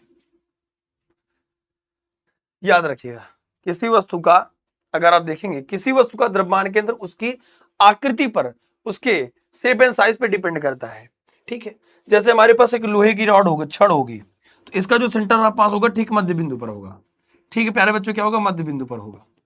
अगर कोई चीज वृत्ताकार है उसके ठीक सेंटर पर होगा। होगा कि नहीं होगा? आइए, जैसे हमारे पास ये दृढ़ पिंड है, सबका द्रव्यमान केंद्र कहां कहां पर होगा, एग्जाम्पल के तौर पे सब बताते हैं। जैसे हमारे पास एक समान सीधी छड़ है, एक समान सीधी छड़ का मतलब एक ऐसा रॉड हो गया, छड़ हो गया, छड़ का मध्य बिंदु पर होगा प्यारे बच्चों सेंटर ऑफ मास, COM इसका सेंटर ऑफ मास, द्रव्यमान केंद्र प्यारे बच्चों क्या होगा? छड़ के इस रॉड के, ये रॉड है, ये रॉड के मध्य बिंदु पर होगा। ठीक है, रॉड के मध्य बिंदु, द्रव्यमान केंद्र की स्थिति क्या होगी? सेंटर ऑफ मास की स्थिति क्या होगी?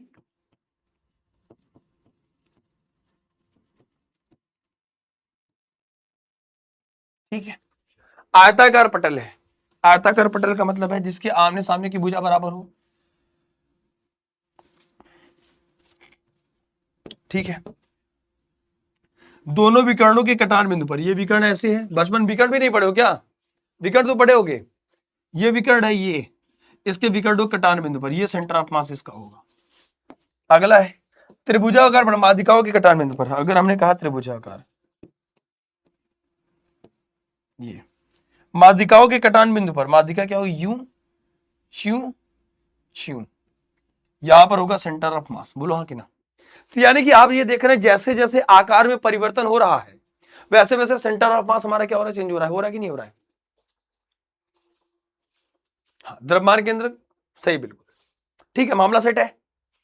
साक्षी कमल, साक्षी कमल क्या हो गया बेटा? है ना? तो इसका मतलब जो द्रव्यमान केंद्र होता है मेरे प्यारे बच्चों, सेंटर ऑफ मास होता है, वो अलग अलग आकृति पे डिपेंड करेगा। बोलो हाँ कि ना? अब जैसे वृत्ताकार वलय हो गया, कोई चीज रिंग हो गया, प्लेट हो गया, गोलाकार हो गया, तो उसके ठीक मध्य बिंदु पर होगा। कोई चीज गोलाकार है, इसका आप स्क्रीनशॉट भी ले सकते हैं, कोई लोड। अब इसका सेंटर ऑफ जो मास होगा, ठीक है, तो ऐसे अलग अलग बिंदु पर सेंटर ऑफ मास हमारा चेंज हो जाता है। हमारे बॉडी का सेंटर ऑफ मास जैसे हमारा ये नाभि होता है, हम यहां मानते हैं। अब आप इसी के कारण अभी अपने दीवार को ऐसे चिपका लो, खूब ऐसे पूरा चिपका लो। मैं बोर्ड में पूरा चिपका नहीं सकता, बंद हो जाएगा। और एक पैर से खोड खड़े होने की कोशिश करो, नहीं हो पाओगे।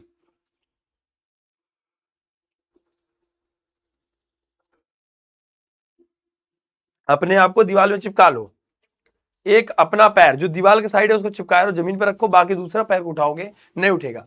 हमने इस पर एक एक्सपेरिमेंट किया था एक मॉल में जाके, आपने देखा होगा, चैनल पे ही पढ़ा था, बस वही है।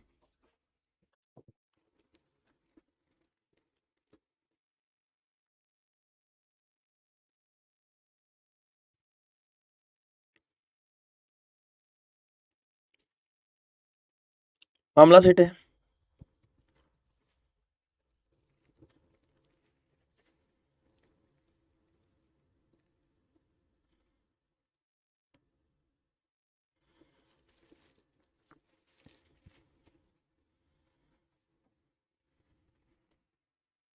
ठीक है,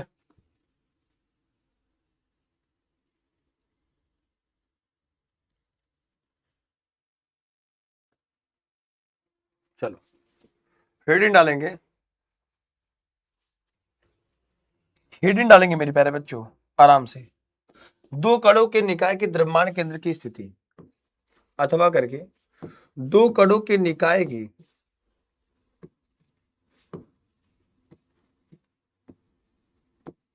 अथवा मेरे प्यारे बच्चों लिखेंगे। आइए समझाता हूं ना, मजा आएगा आराम से। ठीक है सर, उधर उधर क्या कर रहे हैं? स्क्रीनशॉट लेना हो तो ले लीजिए। अभिषेक रावत बेटा, मतलब अगर आप चाहते हैं कि स्क्रीनशॉट ले लीजिए तो मैं इधर हो जाता हूं आराम से, बस यही है, समझ गए? लिखेंगे दो कणों के निकाय की, दो कणों के निकाय की द्रव्यमान केंद्र की स्थिति, द्रव्यमान केंद्र की स्थिति, द्रव्यमान का मतलब साथी, साथ मतलब द्रव्यमान सहित द्रव्यमान केंद्र की स्थिति।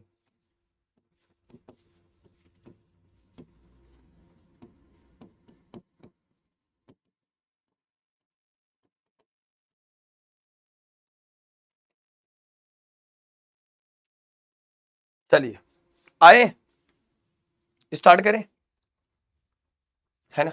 आ जाओ मेरे प्यारे बच्चे, जरा ध्यान से देखिए।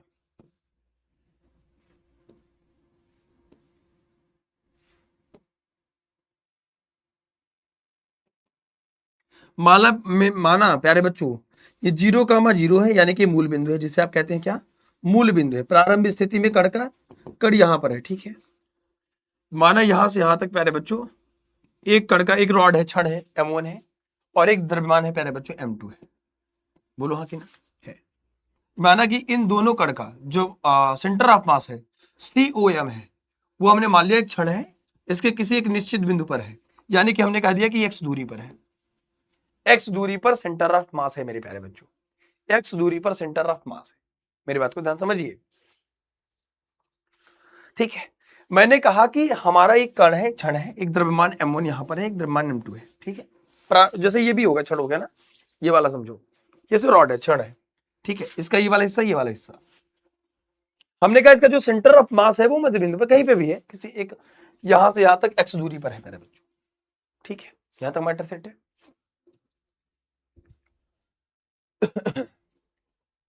सर कल मेरा बायो का एग्जाम था तो देने गई थी स्कूल, और वहां पर फिजिक्स वाले सर मुझे डांट रहे थे क्योंकि स्कूल में क्यों नहीं आती, कहाँ पढ़ने जाती हो, बता दिया ऑनलाइन पढ़ाई करती हूँ। तो क्या कह रहे थे साक्षी?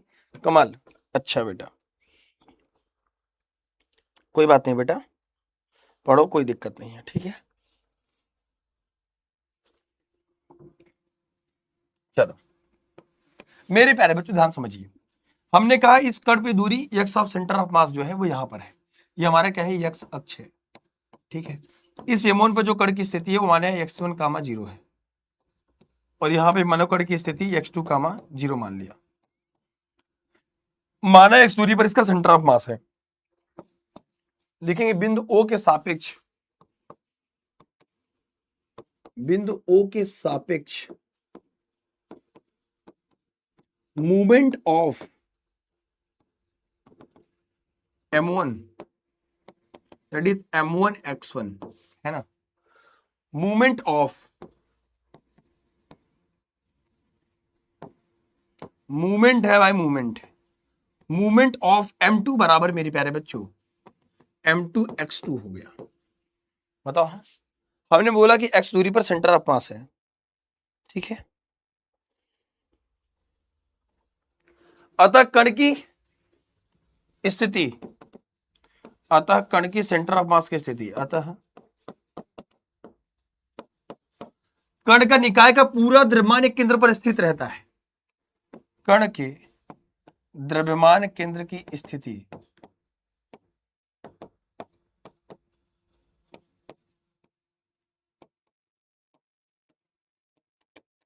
m की, तो क्या हो जाएगा? m1 प्लस m2, हमारे पास क्या है? m1 प्लस m2 इंटू में क्या हो जाएगा बाबू? x, टोटल निकाय की द्रव्यमान। m1 plus m2 into x, और ये जो x है वो यहां दूरी पर क्या है, x सेंटर ऑफ मास। ठीक है, अब आ जाएगा द्रव्यमान केंद्र की परिभाषा। द्रव्यमान केंद्र की परिभाषा से, द्रव्यमान केंद्र की परिभाषा से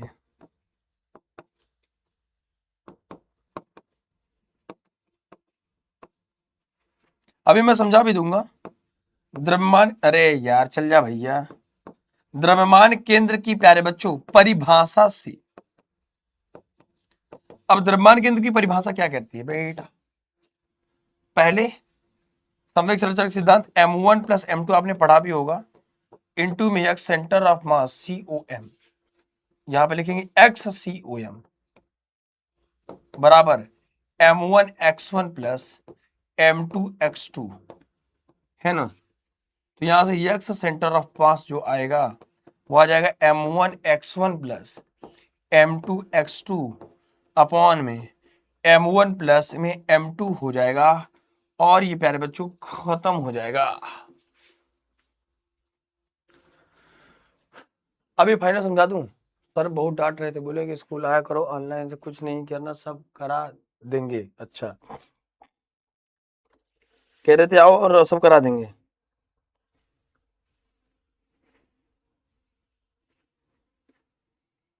ठीक है, द्रव्यमान केंद्र की परिभाषा से मूवमेंट ऑफ COM, क्या लिखा है परिभाषा से, मूवमेंट ऑफ टोटल COM।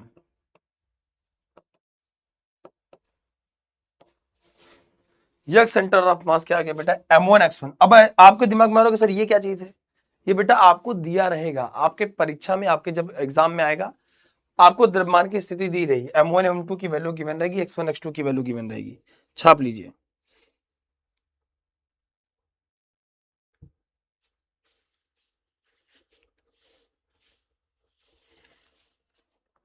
ठीक है,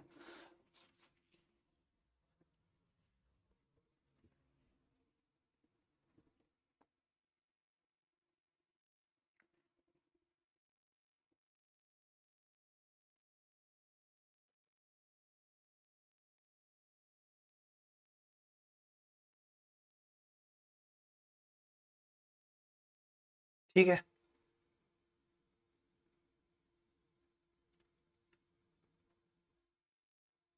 दृढ़ पिंड की परिभाषा आप ये भी लिख सकते हो, कोई दिक्कत की बात नहीं है समझने के लिए, और मैं अभी परिभाषा आपको लिखवाया हूं, अगर आपकी इच्छा हो तो ये भी आप परिभाषा लिख सकते हो, कोई दिक्कत की बात नहीं है मेरे प्यारे बच्चों। ठीक है, सवाल में कह रहा है कि एक ऐसा पिंड जिस पर बड़े से बड़ा बाह्य बल आरोपित करने पर पिंड के भीतर स्थित कणों के बीच में पारस्परिक स्थितियों में परिवर्तित अपरिवर्तित रहती हैं, अभी नहीं बदलती हैं, तो ये भी परिभाषा लिख सकते हैं। ठीक है, ये भी परिभाषा ठीक है।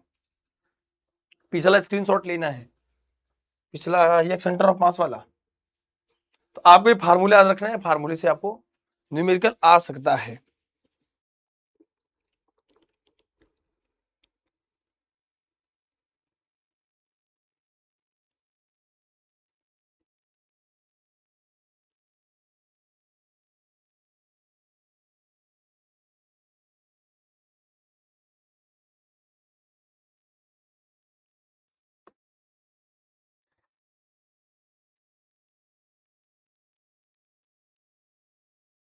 चलें,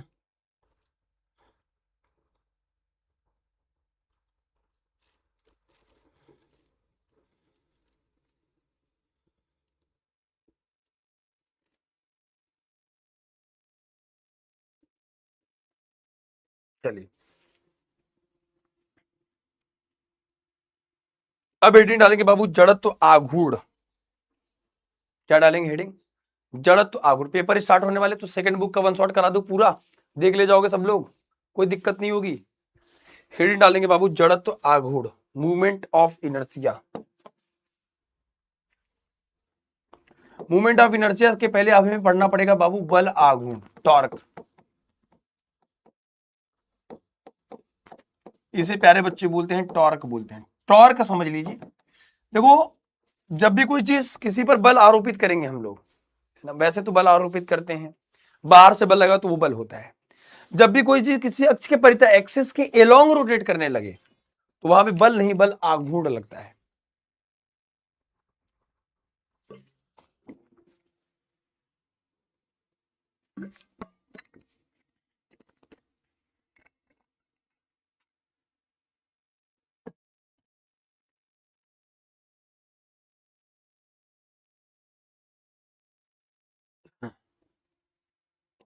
लिखेंगे बल आघूर्ण वह भौतिक राशि है।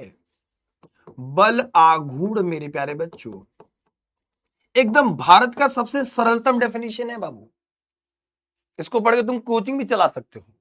बल आघूर्ण वह भौतिक राशि है मेरे प्यारे बच्चों, वह फिजिकल क्वांटिटी है, वह भौतिक राशि है प्यारे बच्चों, जो किसी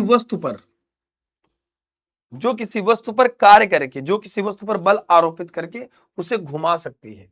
ठीक है, ठीक है, जो किसी वस्तु को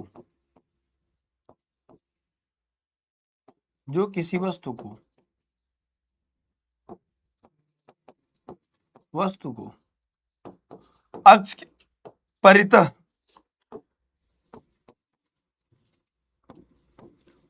घुमा सकती है। अभी आपको कम समझ में आएगा, अभी बता देते हैं। घुमा सकती है, इसे, यह एक सदिश राशि होती है, इसे वेक्टर टाउ से प्रदर्शित करते हैं प्यारे बच्चों। क्या करते हैं?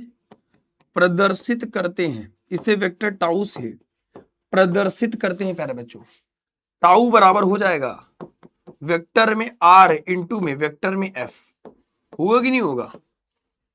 ये होता है, यानी कि बल और बल से क्रिया रेखा के बीच की जो दूरी है, इस दूरी को कहते हैं लंबवत दूरी, परपेंडिकुलर दूरी। कैसे? आइए समझाते हैं। मात्रक न्यूटन और इंटू मीटर होगा। एग्जाम्पल के तौर पे समझिए, जैसे मान लीजिए हमारे घरों में दरवाजा या कब्जा लगा होता है, हम बल हत्था को खींचते हैं, चू चू ऐसे खींचते हैं, तो बल प्यारे बच्चों इस पर लगाते हैं। लेकिन यहाँ पे जो कब्जा लगा होता है, ये दरवाजा इसी अक्ष के परितः घूमने का काम करती है, यानी कि एक बल और बल से क्रिया रेखा के बीच की लंबवत दूरी, ये बल जो लगा रहे हैं और इसकी क्रिया रेखा के बीच की लंबवत दूरी दोनों के बराबर होता है। इसे टॉर्क कहते हैं, बल आघूर्ण कहते हैं। बल आघूर्ण वह भौतिक राशि है जो किसी वस्तु को किसी अक्ष के परितः घुमा सकती है। एग्जाम्पल के तौर पे समझिएगा, हमारे पास ये बेचारा आज के एग्जाम्पल में सब सटीक यही है। देखिए, अगर मैं इसको घुमाना चाहूं, ठीक है ना, इसको नीचे से पकड़ लेता हूं ताकि ये, ठीक है, अगर ये किसी अक्ष के परितः घूमेगी तो मैं इस पर बल आरोपित करूंगा लंबवत, और ये देखो ये इसके अक्ष के परितः घूम रही है ना, देखो दिखाई दे रही है वाले, जैसे ये जो मध्य बिंदु है इसके अक्ष के परितः घूम रही है, तो ये क्या है, जो अक्ष के परितः घुमा सकती है। तो ये जो बल लग रहा है, ये जो ये और ये लंबवत दूरी है, ये बल लगाया और बल से क्रिया रेखा के बीच की लंबवत दूरी दिखाई दे रहा है, ये बल है, बल से क्रिया रेखा के बीच की लंबवत दूरी।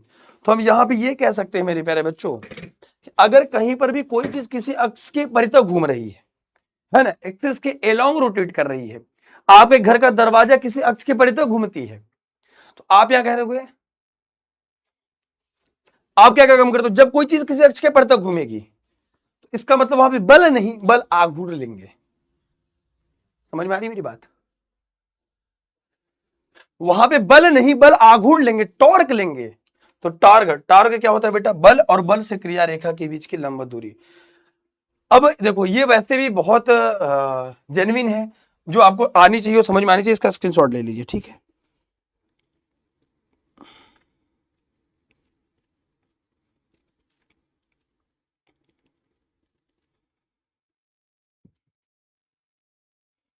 ठीक है, चलो, जितना ज्यादा आप इसको अच्छे समझ लेंगे उतना ज्यादा आसानी रहेगी, ठीक है, समझो। अब मेरे प्यारे बच्चे मात्रक की बात करेंगे, मात्रक की बात करेंगे तो ये न्यूटन हो जाएगा और ये मीटर हो जाएगा, ठीक है ना। चलो यार देखो, एकदम अगर हम बेसिक पे जाए ना, पहले इसको हटा दें, अगर हम बहुत बेसिक पे जाऊं, मैं थोड़ा बेसिक पे जाता हूं, थोड़ा आप मुझे बताइए, जब हम थोड़े बेसिक पे जाते हैं, जब कोई चीज किसी अक्ष के परितः घूमती है, याद रखो, किसी अक्ष के परितः घूमना स्टार्ट कर दे, किसी अक्ष के परितः परितः आपने देखा होगा ना, जो ऊख ईख का जो पेराई होती है, बैल चारों तरफ नाचते रहते हैं, ईख गन्ना डालते हैं और वो चारों तरफ पेराई होती है, रस निकलता है। अक्ष के किसी अक्ष के परितः, किसी अक्ष के परितः मेरे प्यारे बच्चों, किसी एक्सिस के अलोंग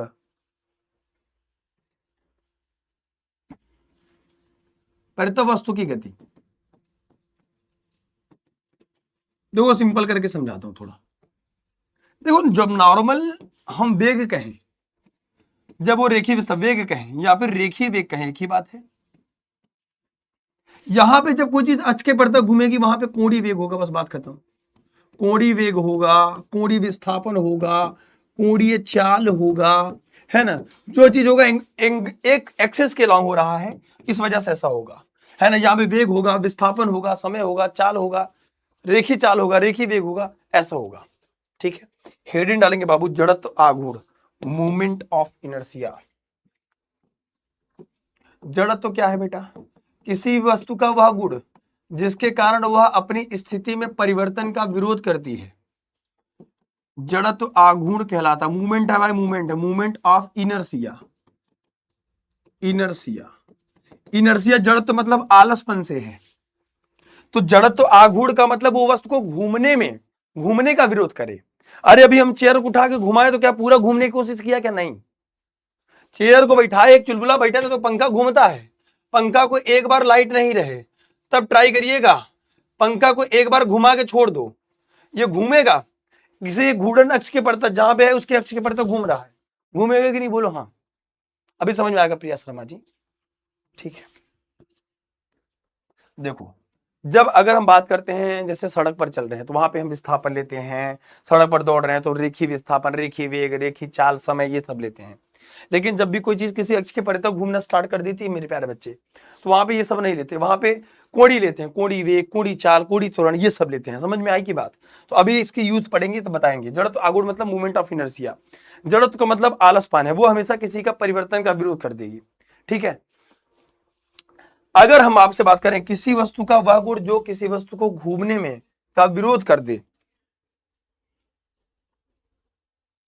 ठीक है, किसी वस्तु का वह गुण, किसी वस्तु का वह गुण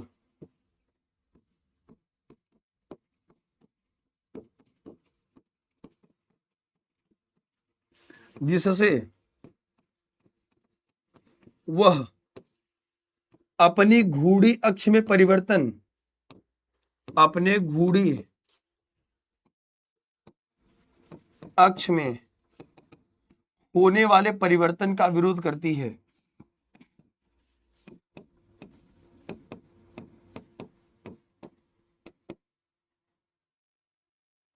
होने वाले घूर्णी अक्ष में परिवर्तन या फिर उसकी अवस्था में, घूर्णी अक्ष में जो परिवर्तन हुआ उसकी अवस्था में, ठीक है, ऐसे भी कर सकते हैं। घूर्णी अक्ष में होने वाली परिवर्तन का विरोध करती है। अब ये मत सोचिएगा कि जो पेड बैच के बच्चे 11th के अवध के वो ये सोचे कि सर आपने जो हमें परिभाषा लिखाया था वो देखें तो यहाँ पे था कि घूर्णी अक्ष में की अवस्था में होने वाली परिवर्तन, तो वो एक ही बात है। लैंग्वेज को आप और सर तोड़ मरोड़ के लिख सकते हो। मेरी बात समझ रहे हो? जड़त्व आघूर्ण कहलाता है।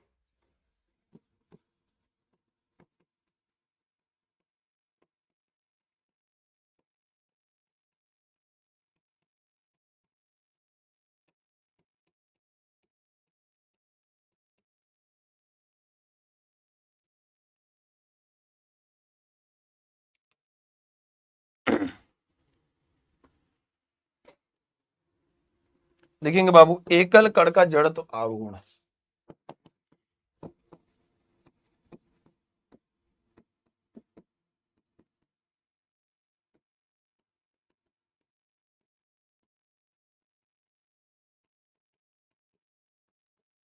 आई बराबर एम आर का स्क्वायर, आई बराबर एम आर का स्क्वायर छाप लीजिए। बेटा अभिषेक रावत, उसका फीस बेटा होगा 559 होगा, 499 होगा, ऐसे ही होगा, जाके देख लो, ऐसे ही होगा, जाके सर्च कर लो कि कोर्ट में मिल जाएगा। आई बराबर एम आर का स्क्वायर।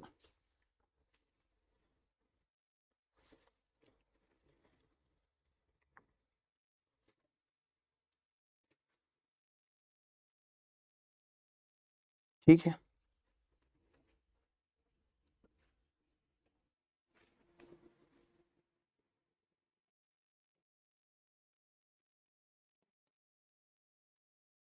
हेडिंग डालेंगे दृढ़ पिंड का जड़त्व आघूर्ण, दृढ़ पिंड का बाबू जड़त्व आघूर्ण।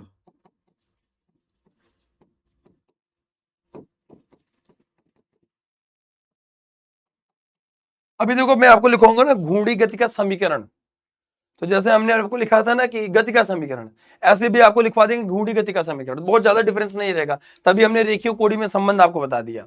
और वैसे भी सर्कुलर मोशन में जिसको क्लियर होगा उसको घूर्णी गति में दिक्कत बहुत कम होती है। ठीक है, हमने कहा कि मान लो प्यारे बच्चों हमारे पास कोई रिजिड बॉडी है, ठीक है, वो किसी एक अक्ष के परितः घूमने की कोशिश कर रही है। यहाँ पे कई ढेर सारे द्रव्यमान है, यहाँ से ये M1 द्रव्यमान है, R1 दूरी पर M2 द्रव्यमान है, R2 दूरी पर M3 द्रव्यमान है, R3 दूरी पर, है ना।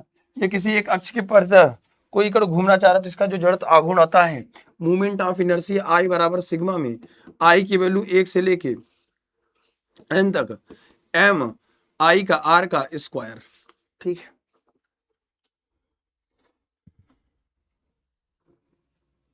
जड़त्व आघूर्ण M1 R1 का स्क्वायर M2 R2 का स्क्वायर, ऐसे मतलब एग्जाम्पल के तौर पे ऐसे कह सकते हैं M1 R1 का स्क्वायर प्लस M2 का R2 का स्क्वायर प्लस M3 R3 का स्क्वायर, ऐसे up to so on n तक।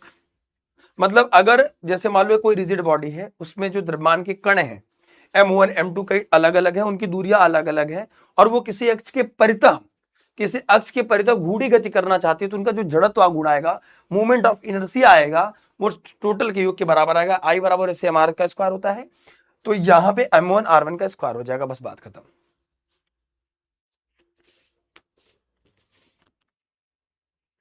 ठीक है, तो कुल मिला के जड़त्व आघूर्ण का ये मतलब है कि भैया आलसपन है, वो घूम रहा है लेकिन एक बार घुमाने के बाद तो घूमता ही नहीं रहेगा, वो विरोध करेगा, रुकना चाहेगा। कोई भी चीज आपने देखा होगा कि कभी भी जब हमारा कब्जा थोड़ा टाइट हो जाती है, बेल्ट डाल दिया हल्का हो जाता है ताकि वो बढ़िया घूमे, कितना ज्यादा कठिन है ना। ये है जड़त्व, रोकने की कोशिश। हाँ बेटा आप तो ये भी बोल सकते कोई दिक्कत, किसी वस्तु के अक्ष के चारों ओर घुमाना कितना मुश्किल है, ये भी ठीक है, कोई दिक्कत नहीं है। इसकी पहली हवा सुनती होती, बाद में बर्बाद पूरी जवानी होती, हर लड़का शौक में उठा के पटक दूंगा विक्की कौशल ना भाई। जब बढ़िया शायरी लिखा होगा। न्यूमेरिकल का वन शॉट चाहिए, हाँ बताओ, इस जनसंख्या को तो न्यूमेरिकल का भी वन शॉट होना चाहिए। वाह भैया वाह, वाह रे घुंगरू बाबू।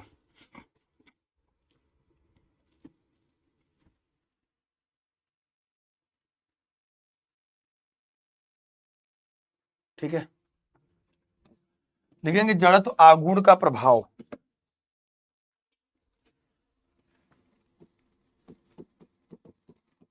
जड़त्व आघूर्ण को प्रभावित करने वाले कारक, जड़त्व आघूर्ण को प्रभावित करने वाले कारक।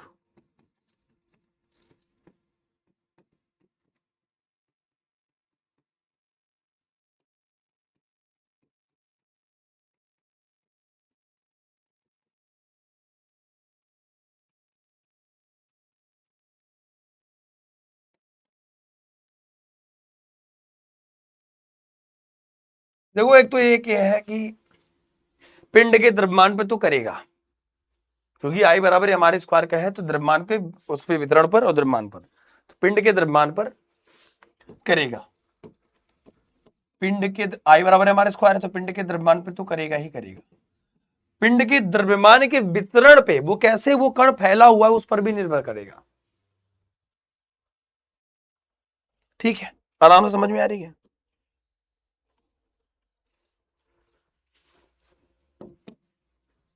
दूसरा है घूर्णन अक्ष के परितः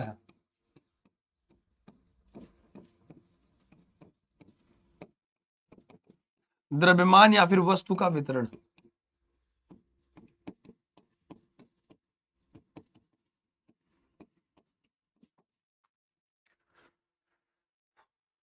ठीक है मेरे प्यारे बच्चों, तो कभी कभी आपके पेपर में पूछ लिया जाएगा या फिर पूछता है, तो पूछेगा तो क्या जवाब दोगे, तो ये जवाब दे दोगे, तो यहां तक मैटर हमारा सॉर्ट हो जाएगा। ठीक है,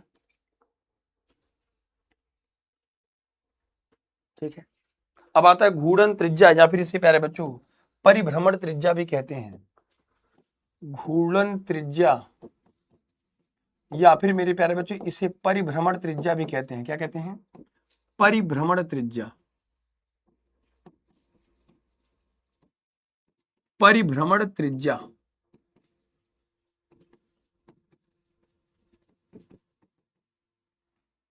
परिभ्रमण त्रिज्या। आई बराबर बाबू क्या होता है? आई माई आई, आई बराबर होता है एम के का स्क्वायर, होता है कि नहीं होता है? तो यहां से के स्क्वायर बराबर आई अपॉन में एम हो जाएगा। यस सर, के बराबर हो जाएगा अंडर रूट आई अपॉन में एम हो जाएगा। तो जहां पर के क्या है बेटा? घूर्णन त्रिज्या।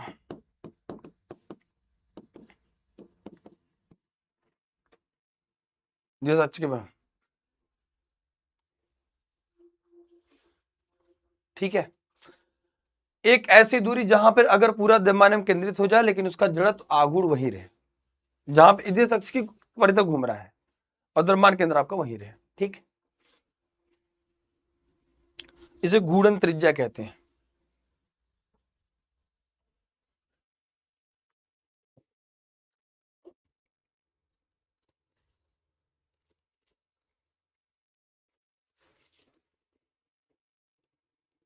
ठीक है,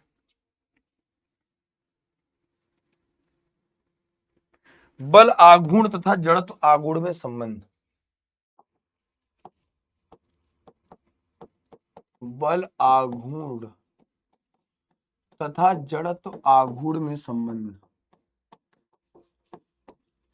देखो, एक आदमी किसी अक्ष के परिधि घूमना चाहता है ना, वो बलाघूर्ण है ना। कोई हमारे पास रिजिड बॉडी है, अब इसका एक कोई द्रव्यमान है, किसी अक्ष के परिधि ये घूमना चाहता है। इस कण का यहाँ पे कण m1 है, यहाँ पे m2 है, यहाँ पे m3 है, इसकी दूरी r1 है, इसकी दूरी r2 है, इसकी दूरी r3 है।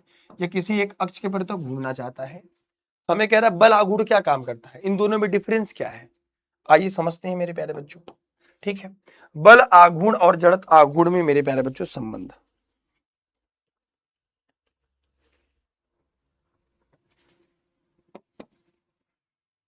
बल आघूर्ण तथा जड़त्व आघूर्ण में संबंध। किसी वस्तु का बल आघूर्ण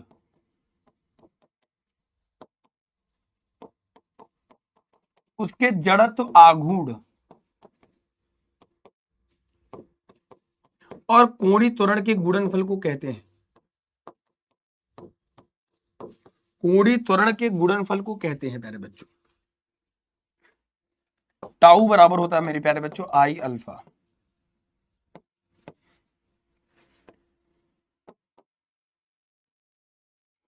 छाप लीजिए। फिर आता है इसी में एक चीज, घूर्णन गतिज त्रिज्या, घूर्णन गतिज ऊर्जा। देखो, घूर्णन गतिज ऊर्जा क्या है? देखो, कोई चीज घूम रही है, किसी एक अक्ष के परिधि घूम रही है, उसके घूर्णन के कारण एक एनर्जी क्रिएट होगी, ऊर्जा उत्पन्न होगी प्यारे बच्चों। घूर्णन के कारण उत्पन्न ऊर्जा, घूर्णन गतिज ऊर्जा है, घूर्णन के कारण उत्पन्न ऊर्जा, कारण उत्पन्न ऊर्जा।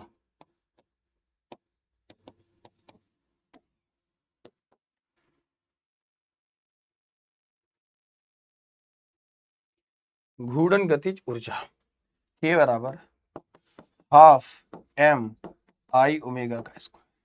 ठीक है, के बराबर है हाफ एम आई का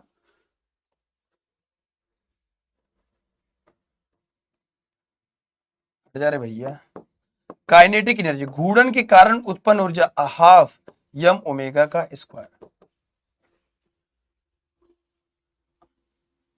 आई क्या? जड़त्व आघूर्ण, मूवमेंट ऑफ इनर्शिया। अगर आप ऐसे देखो तो जहां हमें पता है कि आई बराबर क्या होता है एम आर का स्क्वायर, तो इसको ऐसे भी लिख सकते हैं के बराबर 1/2 एम आर का स्क्वायर ओमेगा का स्क्वायर, है ना। अब आपको पता है बी बराबर जैसे आर ओमेगा होता है, बी बराबर आर ओमेगा, तो हाफ एम बी स्क्वायर हो जाएगा। वैसे भी इसको ऐसे लिख सकते हैं, कहते हैं ना बी बराबर R omega square, R omega का स्क्वायर, तो आर ओमेगा का होल स्क्वायर क्या हो जाएगा मेरे प्यारे बच्चों? कर सकते, कोई दिक्कत की बात नहीं। आई जड़त्व गुण ओमेगा कोणीय वेग है।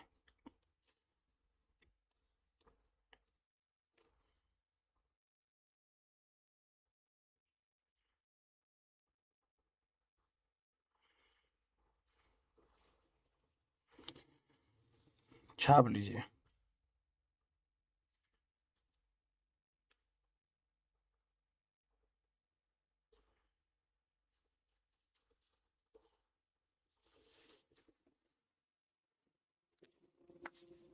ठीक है, याद रहेगा। हेडिंग डालेंगे घूर्णी गति का समीकरण। घूर्णी गति के समीकरण। अरे गति का समीकरण पढ़े हो? बस कुछ नहीं है हमारे पास। गति का समीकरण क्या होता है जरा बताओ? गति का समीकरण बताओ बस। 2 मिनट में लग जाएगा, 2 मिनट में छप जाएगा। P बराबर क्या होता है मेरे प्यारे बच्चे? ध्यान से देखो। V बराबर होता है मेरे प्यारे बच्चों, V इक्वल टू होता है U प्लस AT। होता है कि नहीं होता है? यहां पे आप ये कहते हो कि मेरे प्यारे बच्चों ये हमारे पास गति का समीकरण। अब अगर हमने बात किया कि कोई वस्तु किसी अक्ष के परिधि तक घूर्णन गति करना स्टार्ट कर दी, घूर्णी गति कर रही है, क्या कर रही है? घूमी गति। तो वहां पे घूर्णी गति करेगी तो वहां पे वेग नहीं लेंगे, कोणीय वेग लेंगे।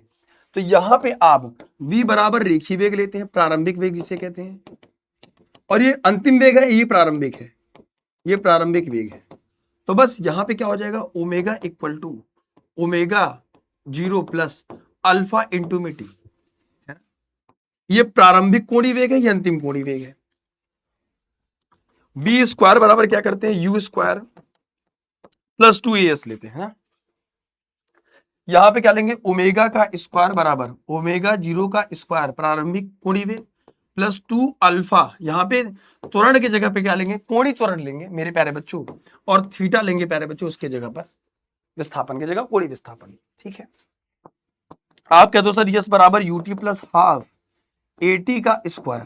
तो यहां पे क्या होगा? यहां पे थीटा बराबर विस्थापन को कह दें omega omega 0 T plus half alpha T का स्क्वायर हो जाएगा। ये घूर्णीगत समीकरण आ गया। अगर आप इसको ऐसे देखोगे तो ओमेगा जो नॉट है वो प्रारंभिक कोणीय वेग हो जाएगा, और इसकी वैल्यू गिवन रहेगी, है ना। ओमेगा बराबर हो जाएगा कोणीय वेग, अंतिम कोणीय वेग या फिर कोणीय वेग।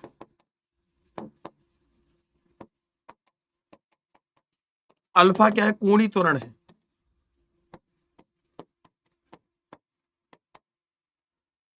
ठीक है, यहां तक मामला सेट है। बस अब इन सब पे न्यूमेरिकल कराना है और कुछ नहीं। ठीक है,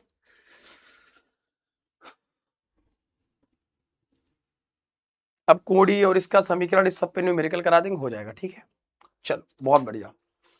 तो यहां तक प्यारे बच्चों हमने पूरा आपको एक वन शॉट के माध्यम से कंप्लीट। अरे भैया कहे इतना बड़ा हो गया, भारी भारी हो गया।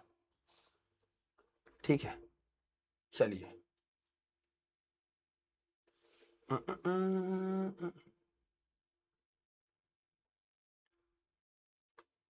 चलो अब मुझे बताइए इसका आंसर आपको कमेंट सेक्शन में बताना है। एक वस्तु वृत्त में नियत चाल से घूम रही है।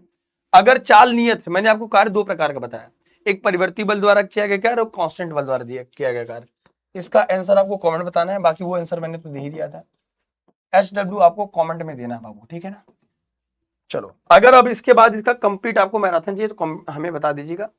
आई होप कि ये क्लास आपको समझ में आ गई होगी। इसका जो PDF होगा बेटा वो शून्य बैच में आपको मिल जाएगा। ठीक है, और यहां तक हमने घूर्णी गति और हमने इसके जितने भी इंपॉर्टेंट और बेसिक टॉपिक थे वो हमने आपको क्लियर करा दिया मेरे प्यारे बच्चों।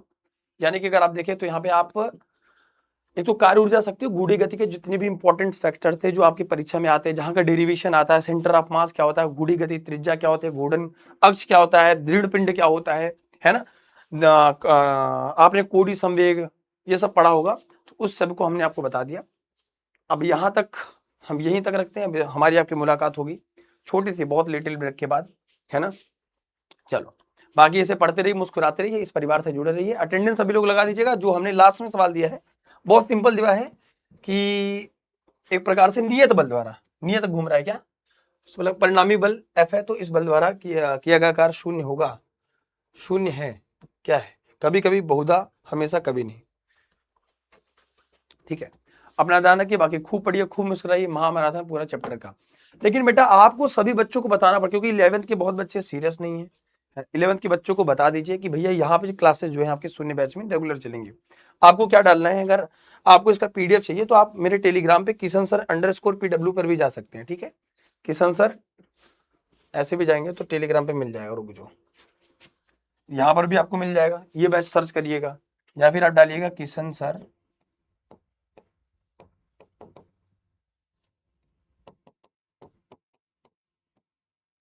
टेलीग्राम पे भी इसका पीडीएफ मैं भेज दूंगा, ठीक है। तो शून्य बैच वाले आराम से जितने भी इंपॉर्टेंट फैक्टर्स है उसको सॉल्व कर लेंगे, ठीक है। चलिए इस क्लास को रिवाइज करिएगा। आई होप ये क्लास कैसे लगी कमेंट में हमें जरूर बताइएगा प्यारे बच्चों। Thank you so much, love you all, सभी को टेक केयर, जय हिंद जय भारत।